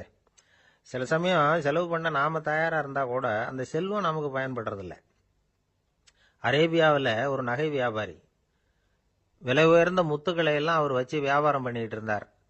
அவர் ஒரு சமயம் ஒரு பாலைவனம் வழியாக போயிட்டு இருக்கிறார் ஒட்டகத்தில். அப்போது திடீர்னு கடுமையான புயல் வீச ஆரம்பிச்சுட்டுது. திசை தவறி இவர் எங்கேயோ வந்துட்டார். கூட வந்தவங்களையும் காணல, எங்கே போனாங்களோ தெரியல. இவர் ரொம்ப பயந்து போய் அங்கே எங்கேயுமா அலைஞ்சு திரியிறார். வழியே தெரியல. பசி கடுமையாயிட்டுது. ஒட்டகத்து முதுகில் ஒரு மூட்டை இருந்தது. அதை பிரித்து பார்த்தார். உள்ளே ஏதாவது இருக்கான்னு தேடி பார்க்குறார். அது வரைக்கும் கண்ணில் தட்டுப்படாத அபூர்வமான ஒரு பை கண்ணில் பட்டுது. ஆஹா, அதில் ஏதாவது சாப்பிட்றதுக்கு இருக்கும் அப்படின்னு நினச்சி ஆவலாக அதை பிரித்து பார்க்குறார். அந்த பையில் விலை உயர்ந்த முத்துக்கள் நிறைய இருந்துதான். அப்போ தான் அவர் நினச்சாராம், விலை உயர்ந்த முத்துக்கள் கூட சாப்பிட்றதுக்கு உணவாக முடியாது அப்படிங்கிறத புரிஞ்சுக்கிட்டாராம். எந்த நேரத்தில் எது நமக்கு தேவையோ அது நமக்கு தாராளமாக கிடைக்கணும். அப்படி அது கிடைக்கிறதுக்கு நம்மகிட்ட இருக்கிற செல்வம் பயன்படணும். அது நமக்கும் பயன்படலாம், நம்ம மூலமா அடுத்தவங்களுக்கும் பயன்படலாம். அதுதான் செல்வத்தின் பயன். ஒரு மரத்தடியில் ஒருத்தன் உட்காந்து அழுதுகிட்டு இருந்தான். அந்த பக்கமா வந்த இன்னொருத்தன் ஏப்பா அழுதுகிட்டு இருக்கிறேன்னு கேட்டான். இந்த இடத்துல தான் பூமிக்கு அடியில் பணம் இருக்குது, புதைச்ச இடம் தெரியல, அதான் அழறேன் அப்படின்னா. நல்லா ஞாபகப்படுத்தி பாரு, எந்த இடத்துல புதைச்ச அப்படின்னு கேட்டான் இவன். அது எப்படி எனக்கு தெரியும், புதைச்சி வச்சிருக்கிறவன் நான் இல்லையே, எங்க எழுத்த வீட்டுக்காரன் அப்படின்னானா இவன். இந்த உலகத்துல எல்லாருக்கும் மகிழ்ச்சி தரக்கூடிய ஒரு பொருள் எது? இது ஒரு முக்கியமான கேள்வி. இந்த கேள்விக்கு பொருத்தமான ஒரு பதிலை உங்களால சொல்ல முடியுமா? அதாவது கொஞ்சம் யோசிச்சு பார்த்தா பணம்னு சொல்லலாமா? இப்போ கையில் காசு இல்லாதவங்ககிட்ட ஒரு 10 ரூபாயை கொடுத்தா அது அவனுக்கு சந்தோஷத்தை கொடுக்கும். ஏற்கனவே வருமான வரி பிரச்சனையில் சிக்கி இருக்கிறவர்கிட்ட இன்னும் கொஞ்சம் பணம் இந்தாங்கன்னு சொல்லி கொடுத்தோம்னா அது அவருக்கு சங்கடத்தை தான் கொடுக்கும். அதனால் அந்த கேள்விக்கு பணம்ங்கிறது பொருத்தமான பதிலாக இருக்க முடியாது. கேள்வி என்னன்னா, இந்த உலகத்தில் எல்லாருக்கும் மகிழ்ச்சி தரக்கூடிய ஒரு பொருள் எது? சரி, இனிப்புன்னு சொல்லலாமா? ஏன்னா எல்லாருக்கும் இனிக்க தானே செய்யும். அதுலேயும் ஒரு சிக்கல் இருக்கு. சர்க்கரை வியாதிக்காரங்களுக்கு அது என்ன சந்தோஷத்தையா கொடுக்கும்? ஆக எல்லாருக்கும் வேறுபாடு எதுவும் இல்லாமல் மகிழ்ச்சியை கொடுக்கக்கூடியது வேற ஏதோ ஒன்று இருக்கு. அது என்னன்னு கண்டுபிடிக்கணும். அதுதான் இன்னைக்கு தகவல். இப்போ அதை கண்டுபிடிக்கணும்னா இந்த கதையை கேட்கணும். அது என்ன கதைன்னா, ஒரு ஊரில் ஒரு ராஜா இருந்தார். அவருக்கும் இதே சந்தேகம் வந்துட்டுது. அதாவது எல்லாருக்கும் இன்பம் தரக்கூடிய பொருள் எது அப்படின்னு. இதுக்கு பதில் தெரிஞ்சுக்கிறதுக்கு ஆசைப்பட்டார். சரி, அதுக்கு என்ன செய்யலாம்னு யோசனை பண்ணார். நாட்டு மக்களுக்கு பகிரங்கமாக ஒரு அறிவிப்பு கொடுத்தார். நம்ம நாட்டு மக்கள் இன்பம் தரக்கூடிய பொருள் எதுன்னு நினைக்கிறாங்களோ அதை கொண்டுகிட்டு வந்து அரண்மனையில் உள்ள கண்காட்சி மண்டபத்தில் வைக்கலாம். அப்படி அவங்க வைக்கிற பொருள்களில் எது எல்லாருக்கும் இன்பம் தரக்கூடியதாக இருக்குமோ அதை வச்சவருக்கு 1000 பொற்காசுகள் பரிசு அப்படின்னு அறிவிப்பு கொடுத்துட்டார். ஜனங்கள் இந்த அறிவிப்பை கேட்டாங்க. அதுக்கப்புறம் சும்மா இருப்பாங்களா? 1000 பொற்காசுன்னா சும்மாவா? அவங்க கையில் என்னென்ன கிடைச்சதோ அதையெல்லாம் கொண்டாந்து அரண்மனை காட்சி மண்டபத்தில் வச்சுட்டாங்க. அதுக்கப்புறமா ராஜா அங்கே வந்தார். ஒவ்வொன்றா பார்த்துக்கிட்டே வந்தார். முதல்ல ஒரு குயில் இருந்தது, இனிமையாக பாடக்கூடிய குயில். இந்த குயிலோட இன்னிசை எல்லாருக்கும் இன்பம் தரக்கூடியது தான். இருந்தாலும் காது கேட்காதவங்களுக்கு இந்த இசை எப்படி இன்பம் தர முடியும்? அதனால இது சரியில்லைன்னு விட்டார். அடுத்தபடியாக போனார். அங்கே என்ன வச்சிருக்கிறாங்கன்னு பார்த்தா ஒரு அழகான மயில் அங்கே தோகை விரித்து ஆடிக்கிட்டு இருக்குது. இந்த மயிலோட ஆட்டம் மனசுக்கு இன்பம் தரக்கூடியது தான். இருந்தாலும் பார்வை இல்லாதவங்க இந்த ஆட்டத்தை பார்த்து ரசிக்க முடியுமா? முடியாது. அதனால இதுவும் சரியில்லை அப்படின்னு சொல்லிவிட்டார். அதுக்கு அடுத்தபடியாக போனார். பல வகையான இனிப்பு பண்டங்களை வச்சுருந்தாங்க. பார்த்தார், வயசானவங்களுக்கும் நோயாளிகளுக்கும் இது இன்பம் தராது, துன்பம் தான் கொடுக்கும் அப்படின்னார். இப்படி ஒவ்வொன்றா பார்த்துக்கிட்டே போகிறார். அழகான மலர்கள், கனிகள், ஓவியங்கள் எதுவுமே பொருத்தமாக தெரியல. சகல பேருக்கும் இன்பம் தரக்கூடிய வகையில் எதுவும் இல்லை. கடைசியாக வந்தார். அங்கே ஒரு களிமண் பொம்மை இருந்தது. அது என்ன பொம்மை தெரியுமா? பசியால் வாடி இருக்கிற ஒருத்தருக்கு ஒரு அம்மா இனிமையாக பேசிக்கிட்டு சோறு போடுறது மாதிரி அந்த பொம்மையை செஞ்சுருந்தாங்க. அதுக்கு கீழே அன்பு அப்படின்னு எழுதியிருந்துதான். ராஜா பளிச்சுன்னு ஒரு முடிவுக்கு வந்தார். அந்த பொம்மையை செஞ்ச சிற்பியை வரவழைச்சார், பரிசு கொடுத்தார்.